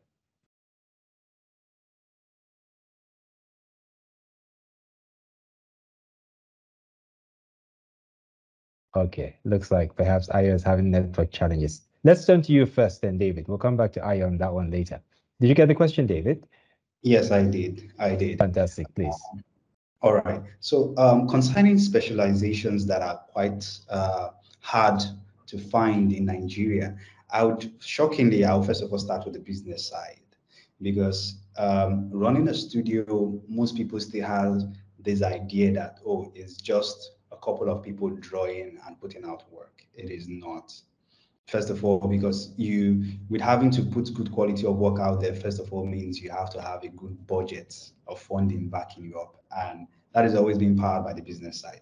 So for the art itself, I would say producing and directing, producers and directors.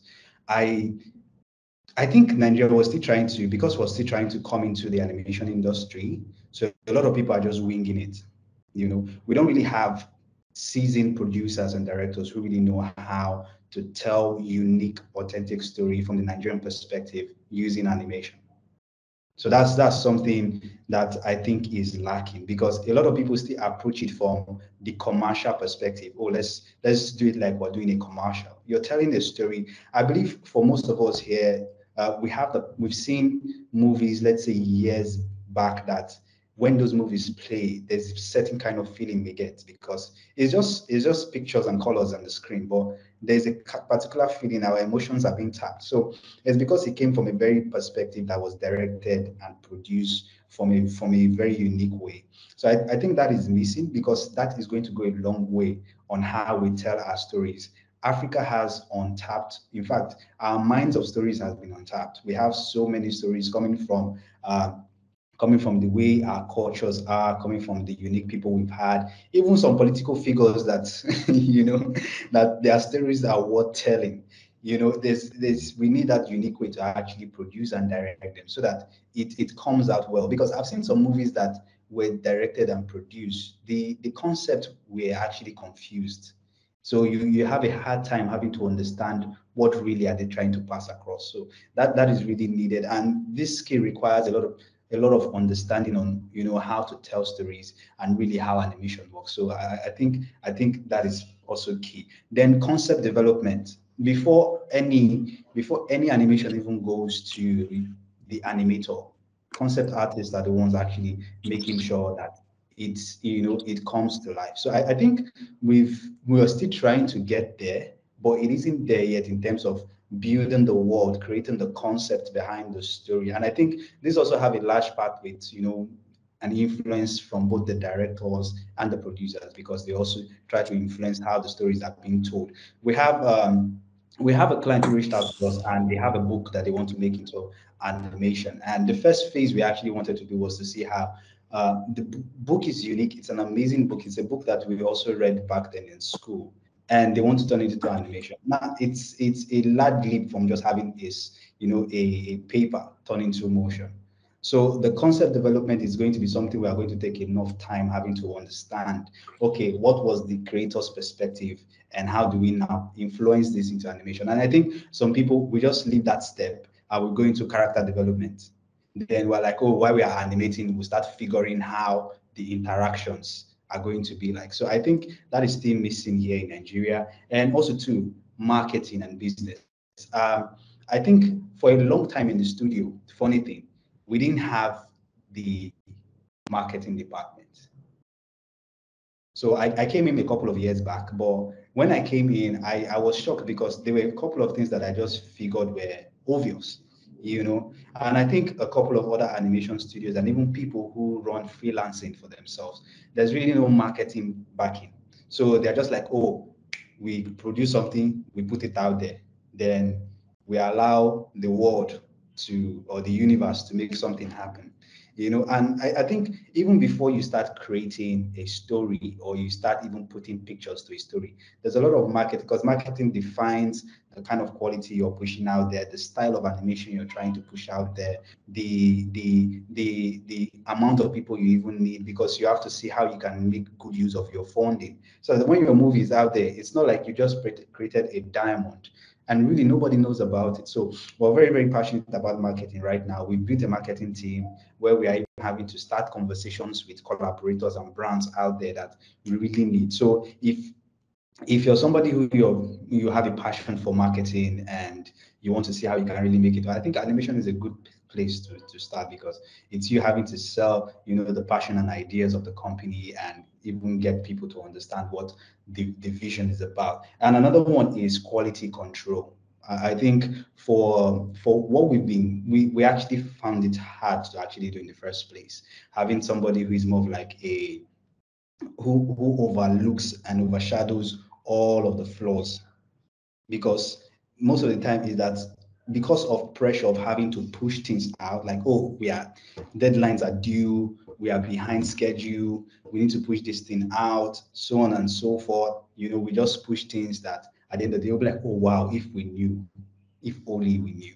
So we try to see how we invest a lot in quality control. And I think people can also position themselves in that, having to really have an entire knowledge of how story works in animation and be able to control things around even the concept or the ideas you're even trying to pass across, and how the characters and the world interact with it. And lastly, CGI and VFX artists. I think there are it's kind of like a field that a lot of people are trying to get into, but a lot of projects I've been seeing out there, these CGIs are still not good. So, you know, we're looking out for people who really understand. And I think CGI as a market on its own has a very huge demand, from Nollywood using it even in their effects, visual effects in their movies that they do, into animation, into gaming. There's so much application for CGI and VFX. And if you're somebody who you're looking for that particular, you know, interest, I think you can make a whole lot of money, because a lot of it's still very new. So a lot of people have there's a high demand. I think I know of a guy who did CGI for one of Davido's video, and it was pretty exciting. And when I found out it was done by a Nigerian, I was very, very, very proud. And I think that market still needs a lot of hands in there. Yeah. Thank you very much, David. Thank you. It strikes me that a good number of the possible specializations you have mentioned are not things that have to do with drawing at all. They're things which Yeah, are more of the back end kind yeah, of thing, actually, because which is I've seen a large number of people who draw, and you know, the understanding of animation is that, oh, you just have to draw. And that's not always the case, because animation is broad. It's like you're building a house. You know, somebody's going to come and build the roof. Somebody's coming to do the foundation. Somebody's coming to do the electrical works and all of that. So, and all of these people have different skill sets. right. Thank you. Ayo, welcome back. Let me turn to you now, but let me also ask you Naomi's question. So in your response, please just take on Naomi's question. Naomi says, I have enjoyed listening to everyone speak. I love animation and recently started to tap into it. My questions are, would you recommend one being a generalist or a specialist, and why? Also, Are there companies that take interns? If yes, I would appreciate it if I could get some recommendations.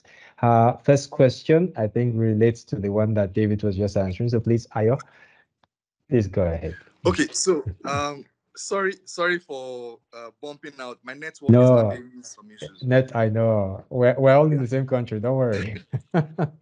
So the first question about being a generalist or being a specialist. I would answer you like a Nigerian, then I'll answer you like a professional. All right. So as a Nigerian, I would suggest try and be a generalist first. Okay. Meaning try to understand the entire pipeline. Try to understand everything about the animation space.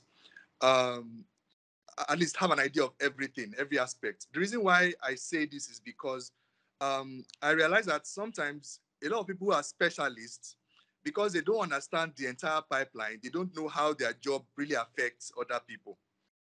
Okay, so I would say start as a generalist.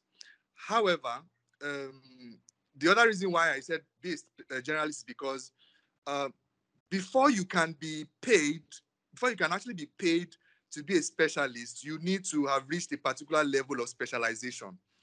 Okay, meaning you need to have got to a level whereby, oh, you are quite good. So while you are being a generalist, you can now start honing on where you want to specialize in. And that way, because you're a specialist, so because you're a generalist, you actually know where you are good at, where you have more strength in, where you are more comfortable in. You know, not every aspect of animation is comfortable to everybody. Okay, there are some people who are good in some aspects and they're not good in some. They know it, but they are not very because of their temperament or because of how they are built. They are not good in that area. Then afterwards, I would say now become a specialist and become a very damn good one at it, okay, and specialize in that. Hope I've answered that question. The second question is, should I be, are there places to intern with?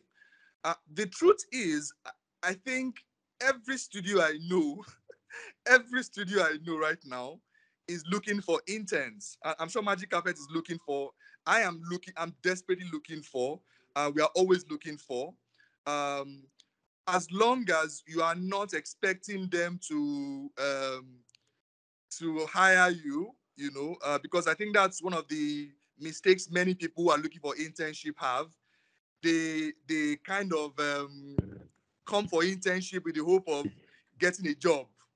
Okay, so if your goal is to get a job, then you might have a bit of challenge, you know, because not every studio is ready to hire you and put you on a salary because of probably don't have enough jobs to actually take on everybody. Okay, but if it's to learn, if it's to grow, if it's to improve yourself, I'm sure every studio will be willing to have an extra hand, you know, to bring on. I hope I've answered that second question. Yes. So I think for her, I think what she needs to do is find the studio's email, find them on Instagram, make sure you follow them first, make sure you like a couple of their videos, make sure you interact with them first. You know, don't just be like that guy that just jumped into my DM and was like, he wants to intern with me. And I said, okay, sure. Send me your portfolio to our email. And he asked me, what do you guys do?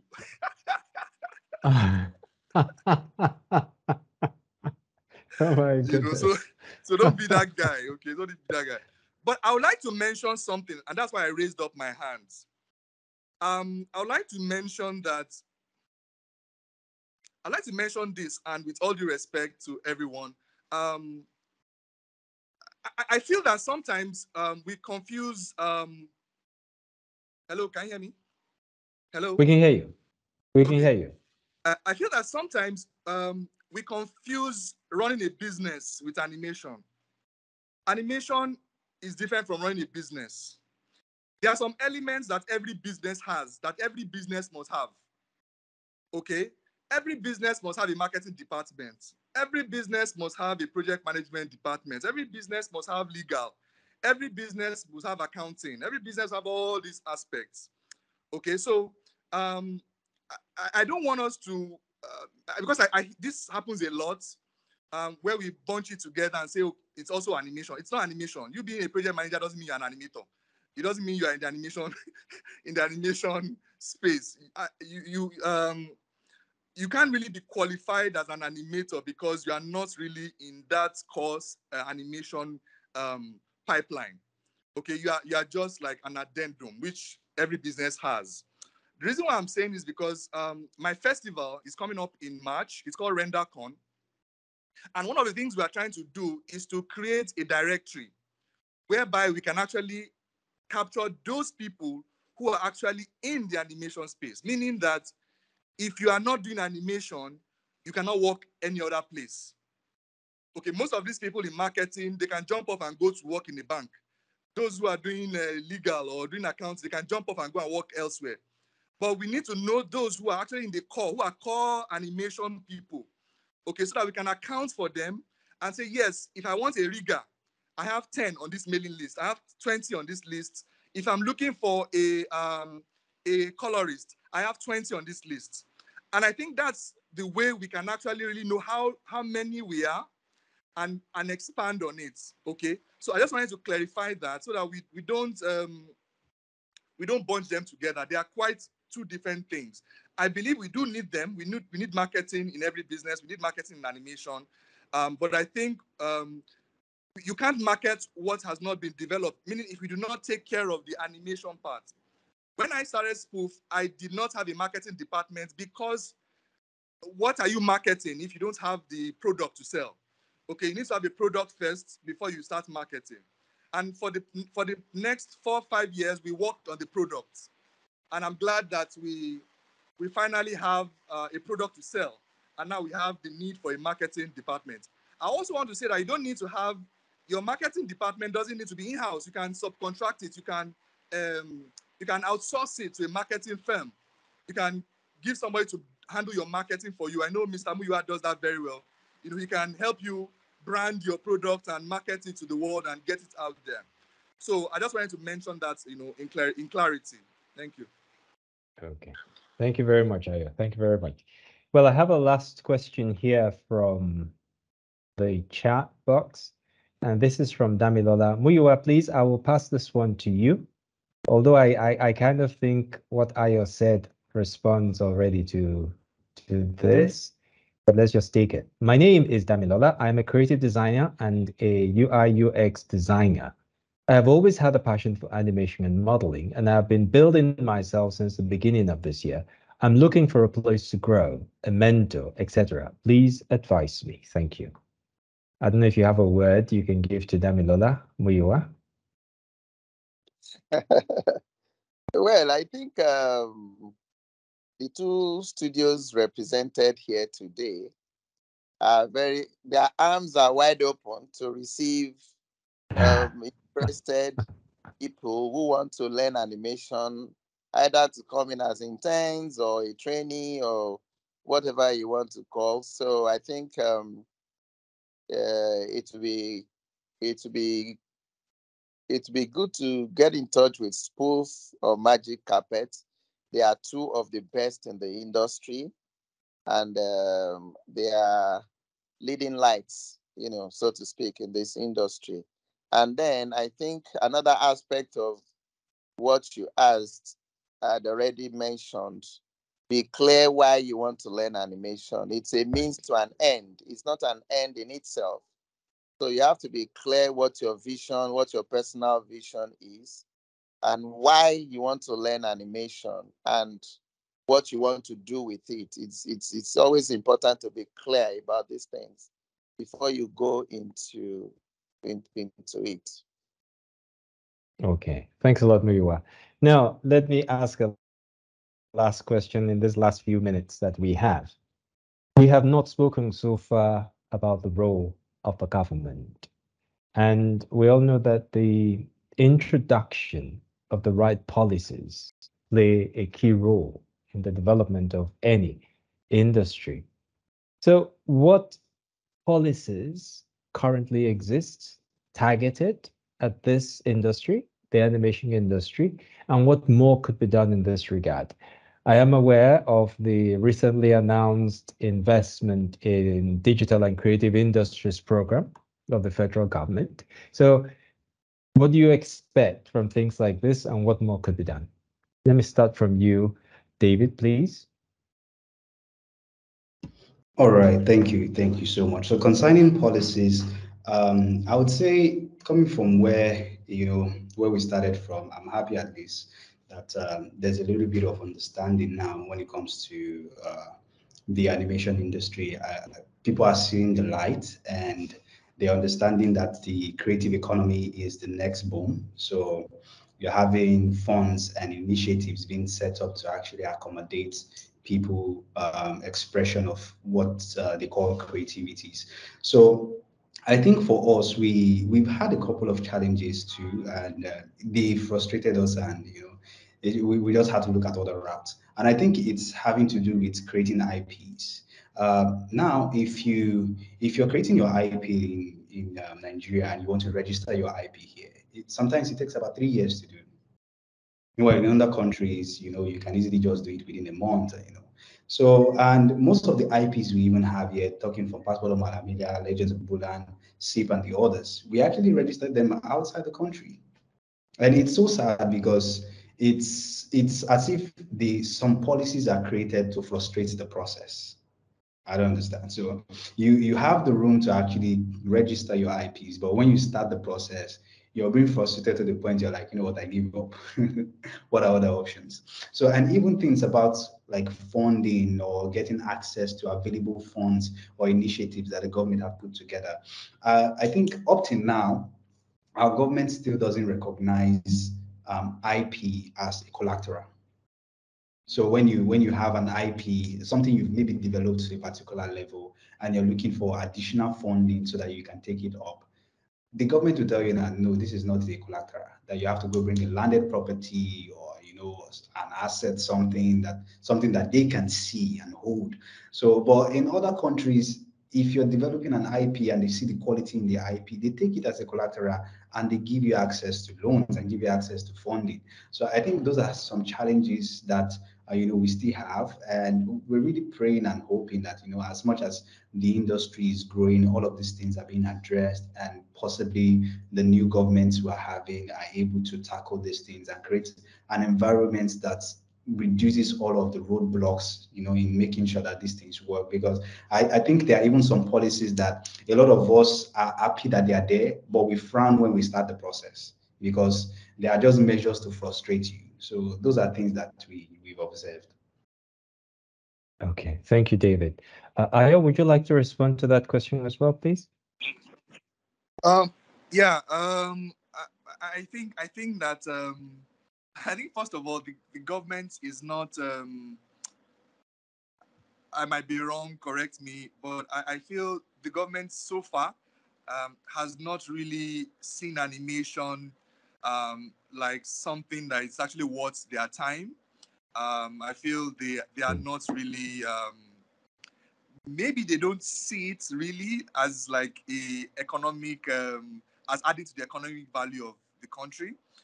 So for me, I think the first thing that I would suggest is that something critical should be done to put a stamp and say, look, I know we have Nollywood. I know Nollywood is doing well, but to acknowledge that animation is also important. I don't know how they're going to do that. Maybe it's a law or something, but to show that there's there's an animation. How do they call it? Maybe a ministry or something. That is under maybe I don't know, maybe a sector or whatever under the Ministry of Arts or Technology, whatever. To say, look, animation is recognized as something viable in this country.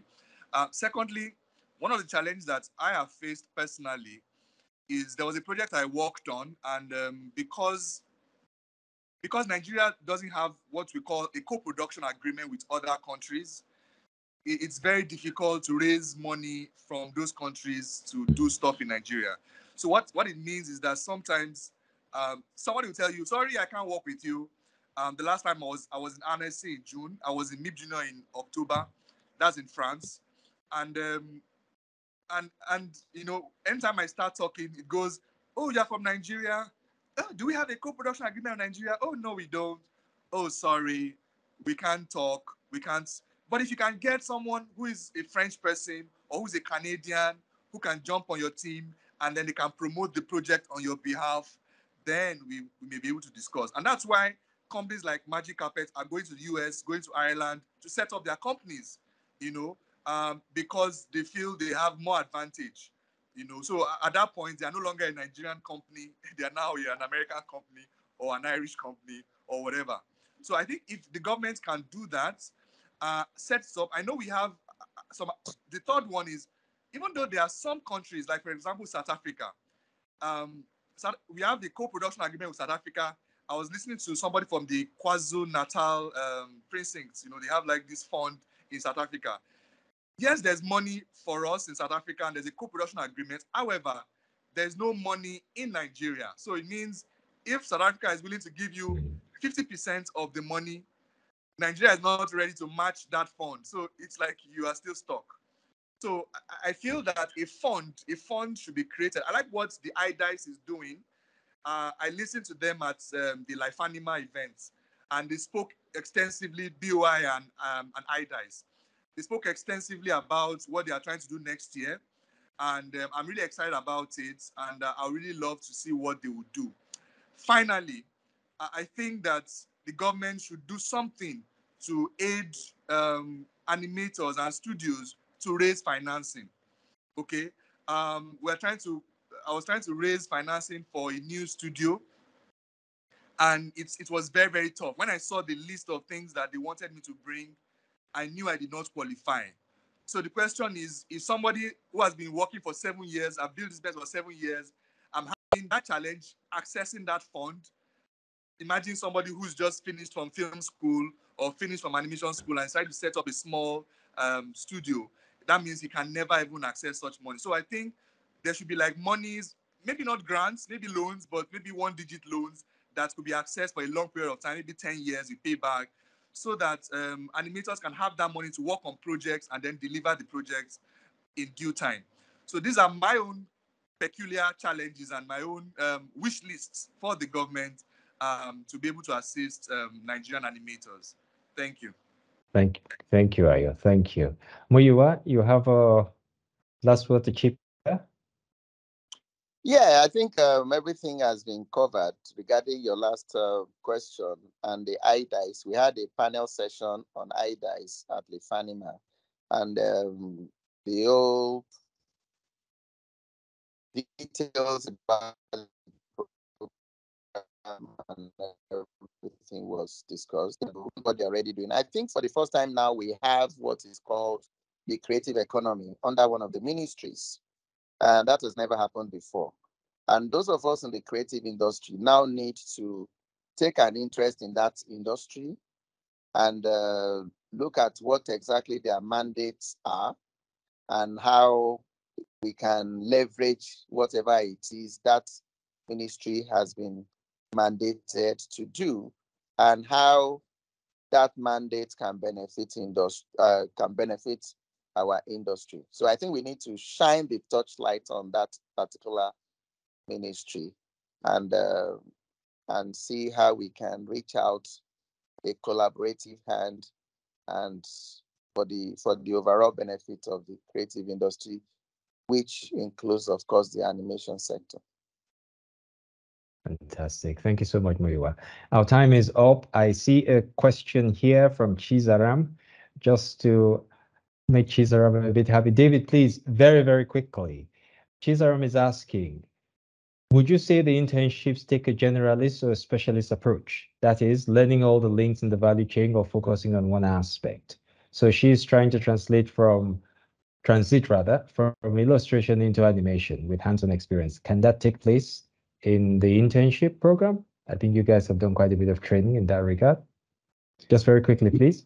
Yes, actually, for people who are looking to transition from one skill to another, yes, we're very open to it. And I think it's really good because for a lot of people, just having the passion bubbling to start animation, they get to dabble into, some parts that maybe on the long run might not be what they really want to do.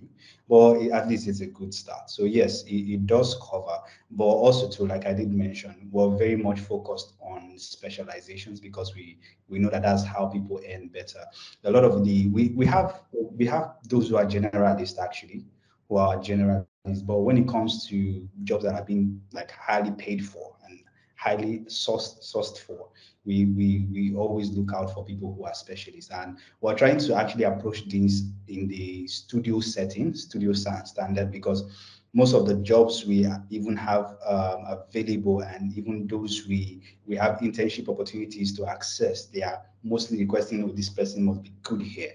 So we want to make sure that as much as you are going to also be exposed to the generalist idea of how animation works, because we also view that. So our courses are divided into semesters, and the first semester is actually walk you through the principles and foundations of animation, everything that covers animation, because we don't want you to get into a meeting after you're done with the course and they're like, oh, let's put you into the project, and they say some terms and they're like, oh, okay, so you go through all of those processes to make sure that, okay, you're well-rounded in everything that calls animation, and before we can now start the next semester focusing on what you need to do. So we've been able to see how we can properly define and design it for Nigerians and those who are even starting from a novice level. So yes, if you're going to be transitioning to other opportunities around the animation chain, I would say go for it. Yes, our courses also are available for that, and I think Mr. Ayo and Spoof, and I think also too Orange VFX also does the same thing. So also too, there's also a guidance counseling funnel we have that will also help just advise you on what to do and how to position yourself when transitioning. Okay. Thank you so very much. It echoes what Ayo has said. It's good to have a general perspective before deciding where to specialize. Thank you so much. Well, thank you very much, Muyiwa, Ayo, and David. This has been most enlightening. I have learned so much myself. Thank you so much. I appreciate the responses to all the questions. And well, it highlights that there's a lot to be done, really. And okay, well, we're all in it together. So thanks a lot. And thank you very much to our audience. Thank you for your questions as well. And well, we'll look forward to having you at the next edition of the Filmmakers Forum. Once again, thank you all very much, and do enjoy the rest of the day. Thank you. Okay. Thank you. Bye. Thank you.